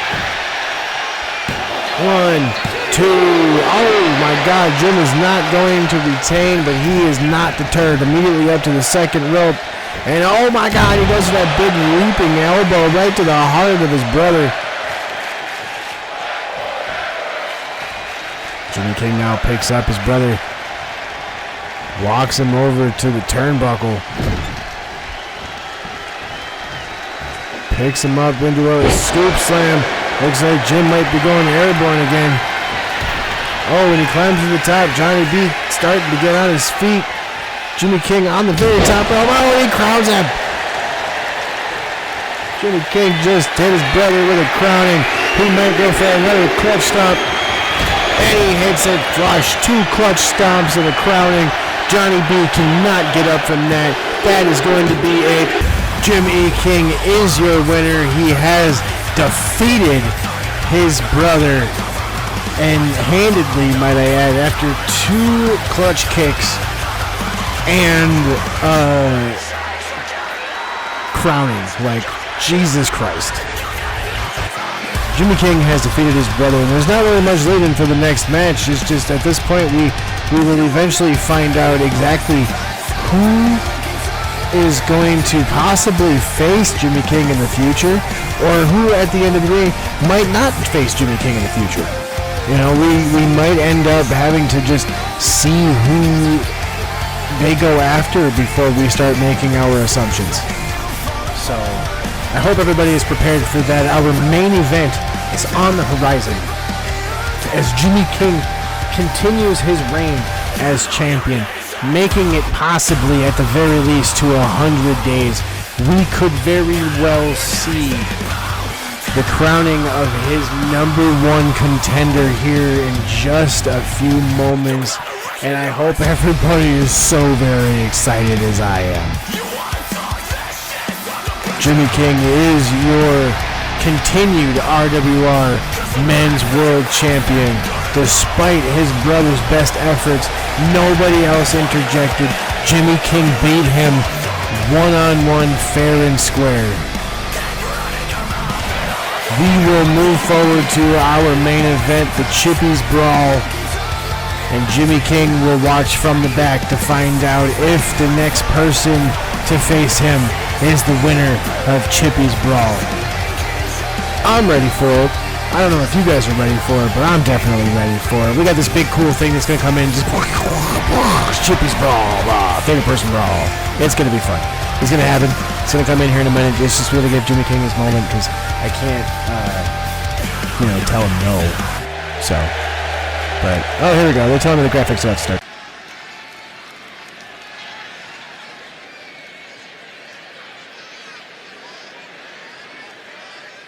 The following is a special match. It's Chippy's Brawl match. 30 competitors enter. To begin. At 30-second intervals, another comes out. Over the top rope rules only. Winner gets a shot at the championship of their choice. Eliminations are when both feet hit the floor. Let's get Chippy! Thank you, Longfellow. Even got the announcement of #1 out of the way. Yes, we have our Chippy's Brawl, and as our wonderful Longfellow has explained, we are going to have #1 be Kato. So Kato is coming in here, and last year's Chippy's Brawl champions were, for the men's side, was Thorn, and then for the women's side was Katie Tooley. And that actually, that women's Chippy Brawl that she won last year, so it was the Bayou's Brawl, I believe we called it a Chaos Brawl last year, but this year it is the Chippy's Brawl, and I believe every year it's going to be the Chippy's Brawl.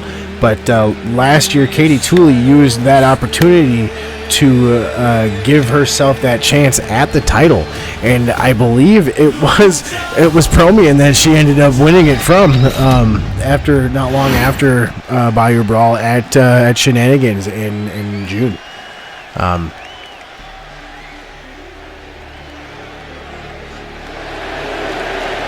There is Longfellow with Helke's call. Thank you, Longfellow. I appreciate it. And there's Helke coming down now.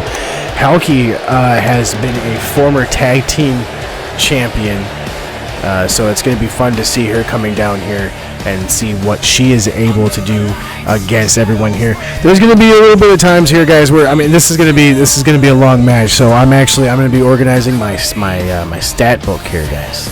Yeah. So. Basically what's going on here is I've got a little stat book here where I try to keep track of everybody's stuff and just little things, and so I have to try to make that make sense. Does that make sense? God, I don't know if I'm making sense, but anyway, so yeah, here we have it. We have Kato starting things off against Helke Silver.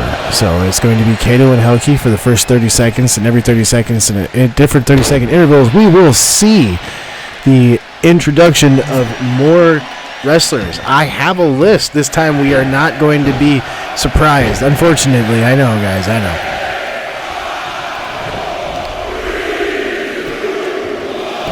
And here we are, our third competitor. It is going to be none other than Alexis Rossi, who was in the Riot or the Black Label Championship tournament. Was not able to win in that tournament, so she was able to enter herself in this tournament here, or not tournament, but this match here. So here we are. We have Alexis Rossi mixing it up, and we've already got our next person to come out. He has been hot on the indies. Is El Rayo coming down here. We're going to have ourselves some Jimmy King coffee. I've actually been given permission because they said I've been so good. So, cheers, Vatican.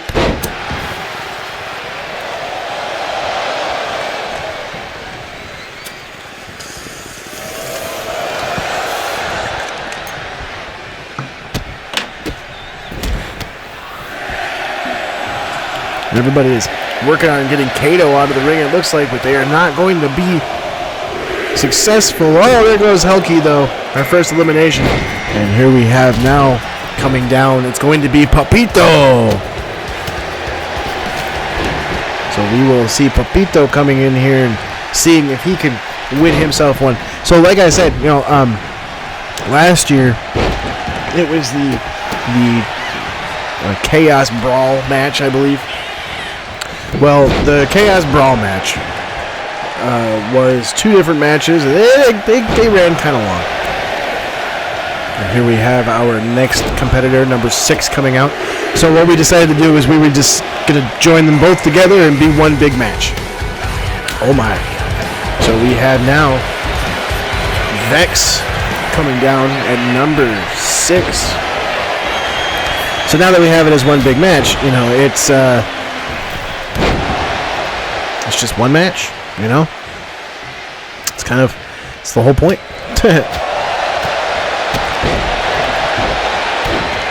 So now we have coming down pretty soon here. Oh, it looked like Alexis Rossi has been eliminated. And here we have coming down number 7, Danny Ross from True North Wrestling. And he has made a name for himself up there. Excuse me.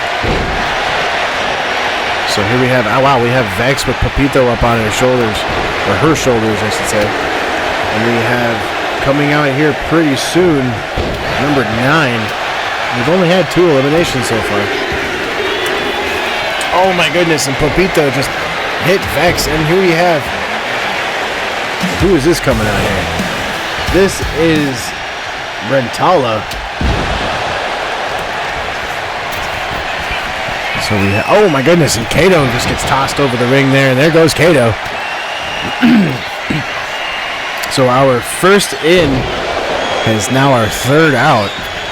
I don't know if anybody saw that, but Rentala just got taken head over. He's just out there. My God, and we are counting it down here. Rentala gets in the ring. And now we have Kang Otunda on his way into the ring now. Kang coming in at number 10. And there's Papito giving Rentala a good knee to the face. I think we might have, nope, we are not yet filled up. We have 2 more competitors yet that will fill this up. Oh my God, there goes Papito flying in the air. Rentala is down now.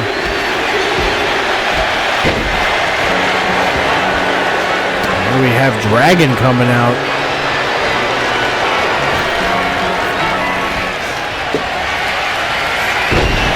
Dragon on his way out here right now, while Vex works on trying to eliminate Kang Otunda. Kang and his tag team partner Stephen Gayton have actually been kind of showing up all over the place in the tag team realm when it comes to SPW, so it's actually interesting to see him out here by himself in this in this opportunity. Oh, and Danny Ross, there he goes over the top rope. He's out of here. And here we have Tatum coming in. We haven't seen Tatum in a little while, but Tatum is here. Papito is also out. I didn't see that one. I'm not sure if he was out before or after Danny Ross went out. I wasn't really paying that close of attention, but he's gone. That's all that matters. And we have Rentala currently trying to get El Rayo out. There goes Dragon off the top rope, but Rentala gets fought off. And then there's a quick flurry from El Rayo.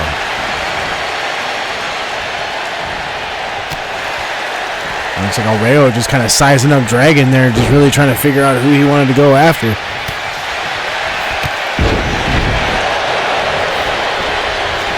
And now Kang Otunda being brought to the ropes by Vex, who looked like she was about to try to take him over, but he said no. Rentala, though, with El Rayo slowly trying to fight his way off. Rentala has been dropped down onto that ring apron. El Rayo might be able to get him. And I think now we have, is this Kamari coming down, I believe? Yes, Kamari is on her way in here now.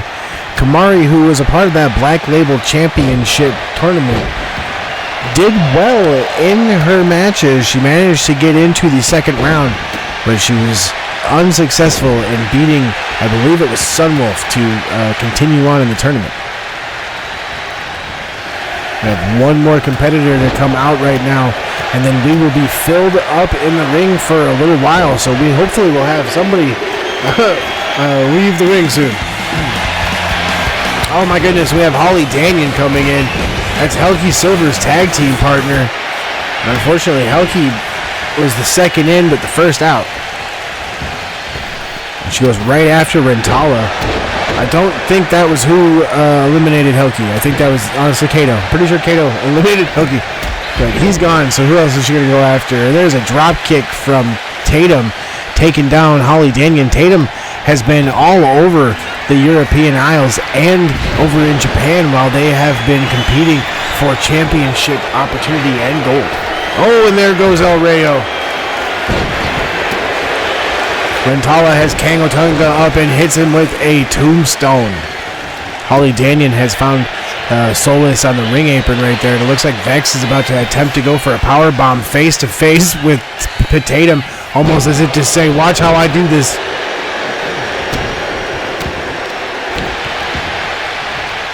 And have Rentala going after Kamari right now, going up on the top rope and a big leg drop. And you can see at this point now we do have space for one more competitor. So who knows who it's going to be? I mean, I kind of do. Oh, Tatum and Kang. Oh, and there goes Tatum. Number 7 in the elimination line. Tatum is out of this match. Kamari goes for a huge Canadian destroyer, taking down Holly Daniel, and there goes Dragon as well. We have Zelda Bennett in the ring now. Rentala in the ring. Zelda Bennett immediately going after Kamari. Rentala going after Holly Daniel. Kang after Vex. And Vex just gets powerbombed out of the ring. My God, I hope she's okay. They're okay. I don't really remember. But I'm going to say there because I don't remember. Oh, and a huge leg drop. Holly Daniel gets hit by Kang. Vex was our 9th elimination. Zelda Bennett was our 15th competitor, which means we are halfway through here.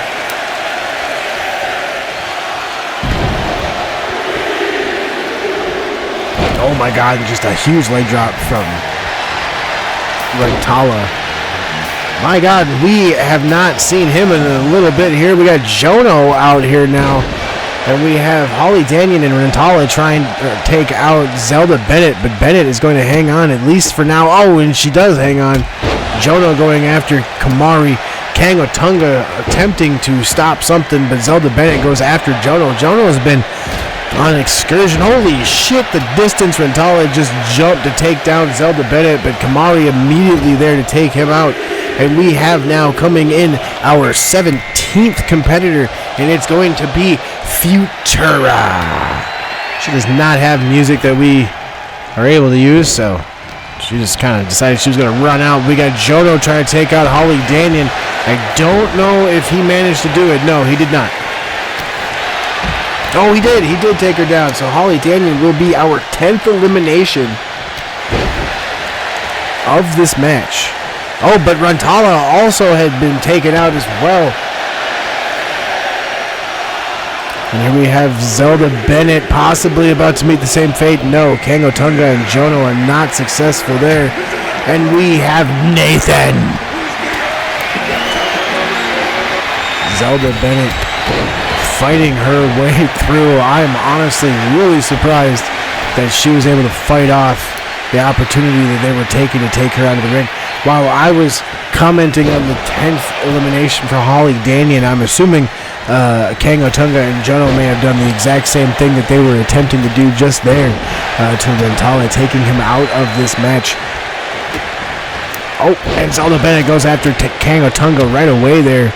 And Nathan taking his opportunity. And we have next coming in our 19th competitor. So we're getting very close to the end here.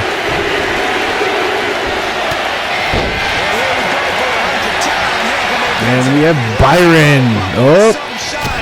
Oh, there goes Jono. Jono and Kamari had the same thing happen to him there, but they had different results.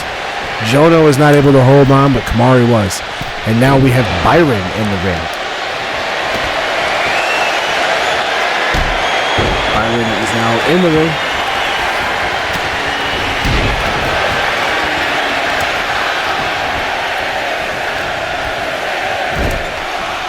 We have Kang Otunga being fought by Byron. Zelda Bennett still showing some tenacity in there. And we now have Kendall Rowe. Byron with a back scrape to Zelda Bennett. Futura not exactly doing very well with herself. Kang Otunga has been eliminated from this match.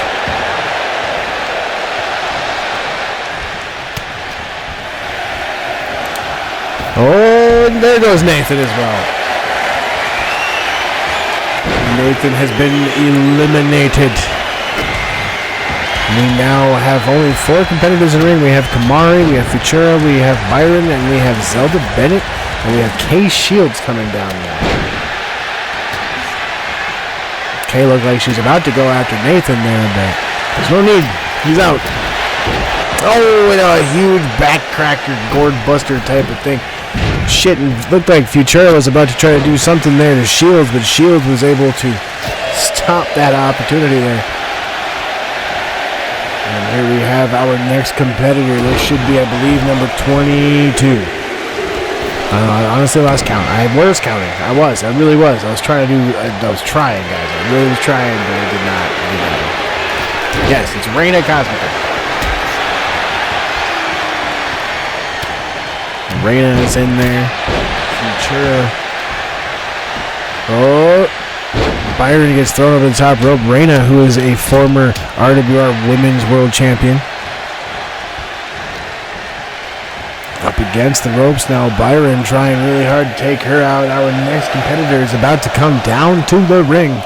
Looks like Futura is going to do the same thing to Zelda. Kay Shields is helping with Reina, and Reina is going to hang on. And we now have Daisy Hudson. We no longer have music for everybody, guys. It's part of the stipulations in the match. Once they get to a certain point, they no longer do the announcements of who it is, because they want you to focus on the ring. But Daisy Hudson is in the ring there. Did somebody get eliminated? Oh, Zelda got eliminated. I was not paying attention. Zelda Bennett has been eliminated from this match. And we quickly are about to have somebody come into this match here. And Kamari looked like a meeting of the minds for Daisy Hudson and Futura. And there goes Futura. She is out of this match. And we now have DK coming in. So ADK enters the match. I don't know if DK really wants to do... I don't know what he wants to do. He's just kind of hanging out there. I think he's focused on Byron. Or he's either focused on Byron or he's focused on Kamari. Not sure what. But if he doesn't focus on somebody... Oh, that's exactly what's about to happen. ADK tried to pick his spot, but somebody else picked theirs. And DK now has met a poor spot. He's going to allow Byron to do what he needs to do with Kay Shields. The next person to the ring is going to be Tessa Fox. Oh, and it looks like Reina. It looks like Tessa Fox just is going to go right past DK. DK is just kind of... Oh, he kind of looks like he's a little bit dazed. What little bit he's been hit, his head... I wonder if he's not been hurt or something. He's just kind of there. Tessa Fox circles back around. She kind of looks at DK for a moment and sees that he might not be a complete threat to her. And she decides not to go after him. We have our next competitor to come into this match. It is going to be none other than Kitty. I don't know if is DK even in the match? I don't think DK's in the match. Is DK in the match? I don't think DK's in the match, guys. He's just there. But does he count? I think he does count as he counts. He does. They've added him to the match. He's been added to the match. DK is just in the ring. Do we have a reason for him in the ring? Tessa Fox has been taken out. She only just got here. Kitty is in the ring now. Kamari is on the ground. DK again just kind of hanging out in the ring. Byron to the ground in front of DK. I think he's just kind of... Oh my God, Reina just took out DK. I guess she decided that if he's just going to stand there, she's going to go after him. Byron gets an atomic drop to his backside. Tailbone, really. Oh, and there's another hit to ADK from Reina. Kitty comes running in and takes down Reina. Not entirely too sure why. Byron over the top rope. Kay Shields. Oh my God. Daisy Hudson just goes for a ride. We have a competitor coming in the ring. This will be our last competitor that we can have in the ring until somebody gets eliminated. Kitty going up and a huge powerbomb. Byron. But we see over there Kamari fighting with Daisy Hudson. And there goes ADK onto the rope as well. There's Benny Boom into the ring. The DK has been added, so we now have 31, I guess. Oh, and a double suplex from Benny Boom and Byron, who immediately, Byron goes after Benny Boom. Kitty fights off Daisy Hudson. We have all of the competitors we can have in the ring. Oh, there's a strike from DK. He just did something. I don't know if he's helping Kay Shields or not, but he kind of seemed to. Reina Cosmica and Kitty are fighting amongst themselves on the ring apron there. If Reina can't fight her off, she is not going to be able to, and that means Reina is out of the match. Kay Shields with a Northern Light suplex to ADK. I don't know if DK really... Oh, Byron's been eliminated. I didn't even see that. Byron got eliminated as well. He's been in there for a little while. And we now have more than enough room. Kay Shields springboards, completely misses. Benny Boom being maneuvered by Kitty. Kamari with Daisy Hudson up on the turnbuckle. That's not a good spot for her to be in. She might get eliminated if she doesn't get off of that rope. Oh, and the tornado misses for Kitty, and Daisy Hudson's able to fight off Kamari. Well done. We still have 4 more competitors that need to come out from what I can tell. And DK, like I said, DK is not actually originally a part of this match, but he has been added to the match. Oh, Kitty gets thrown over, and there goes Kitty. Kitty gets tossed over the rope. There goes Benny Boom tossed over. Kamari is going to not able to get him, and now we have Ashley Morgan. And there goes ADK over the top rope back into the ring. He comes, though. Kay Shields immediately after him. And now she's fighting with him on that top turnbuckle. Is she going to be able to throw DK out? And she is. There goes DK. DK is going to be eliminated.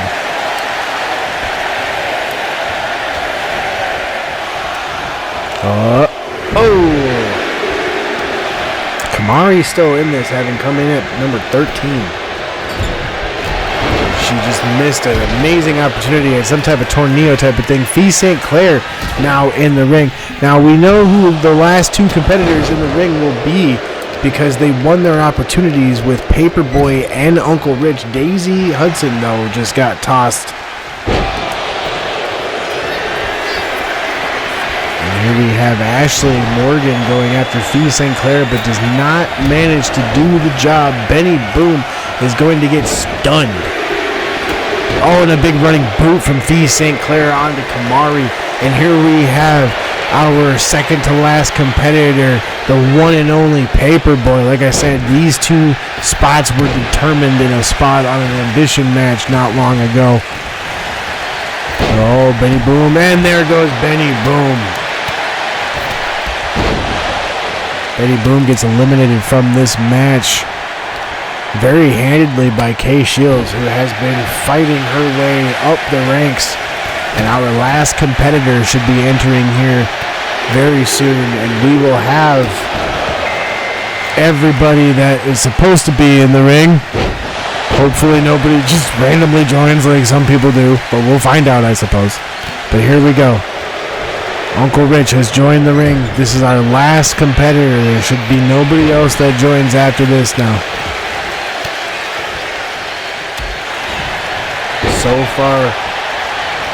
Oh, Kendall Rose. I don't even know when she got eliminated. She was eliminated a while ago, I would assume. Because I haven't seen her in a while. I'm looking down on my list here, and I'm just like, who's in this match that I don't recognize? And that Kendall Rose is one of them. I don't know when she got eliminated. She got eliminated a while ago, I would assume. Ashley Morgan fighting against Kamari. Paperboy just kind of comes over and checks like, you got it. And Fee St. Clair is not okay with that simple check of, you got it.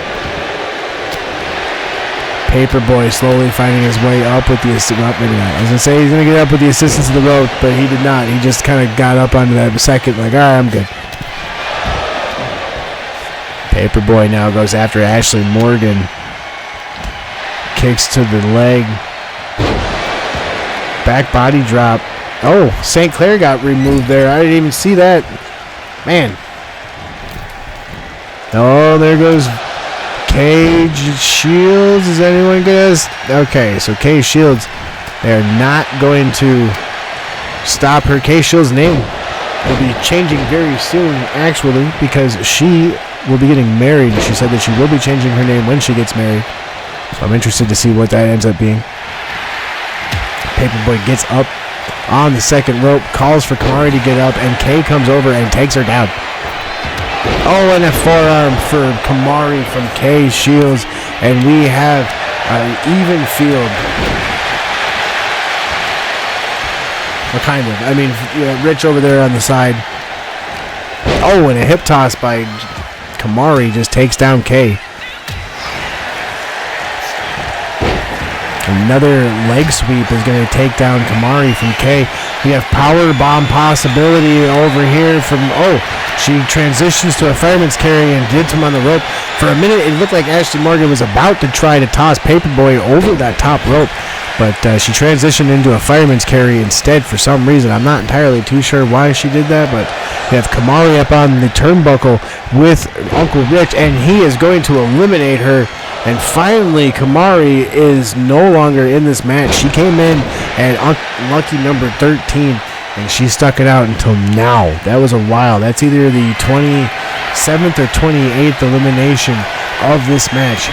Because of the addition of ADK, who is not supposed to be here, I got a little thrown off by my numbers because he was not on my list. But we now have our final four. Ashley Morgan, Paperboy, Uncle Rich, and Kay Shields. Not who I thought it would be, if I'm completely honest with you. Paperboy with the club to the back from Ashley. Oh, it looks like another possible powerbomb opportunity, but this time it looks like Paperboy is going to fight her off. She is a strong woman. My goodness. And a clubbing blow. Scoop slam. Oh, and now Uncle Rich has been taken down. Uncle Rich came in last. Originally, he was scheduled to be number 30, but technically, I guess you could say he came out at number 31. But because of that number 31 spot, and there goes Ashley Morgan. She has finally been eliminated from this match. That will make her elimination number 28. Trying to keep track of everyone's eliminations. I know that I missed Kendall Rose, so I don't know exactly when she got eliminated, but she was the last elimination out of all of them. Oh, and Paperboy got eliminated there. I didn't even pay attention to that as I was talking. Uncle Rich and Kay Shields fighting him out right here. So we have our number 21 competitor and our 31 competitor. So two competitors, one that came out 10 competitors before the other. So the stamina and attrition of Kay Shields is currently what it is on display. Can she withstand Uncle Rich, who just came out here? He has more power and strength in his legs, more life in his body.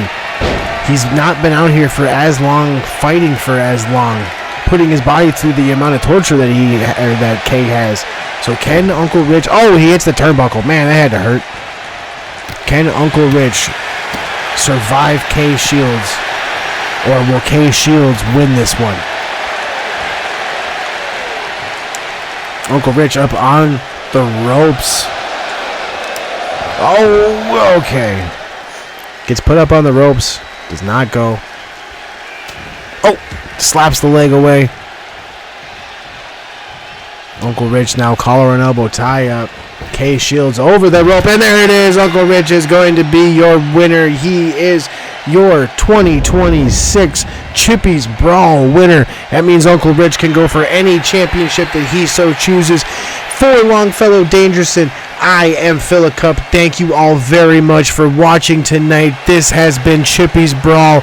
Thank you, European Isles. You guys have been fucking fantastic.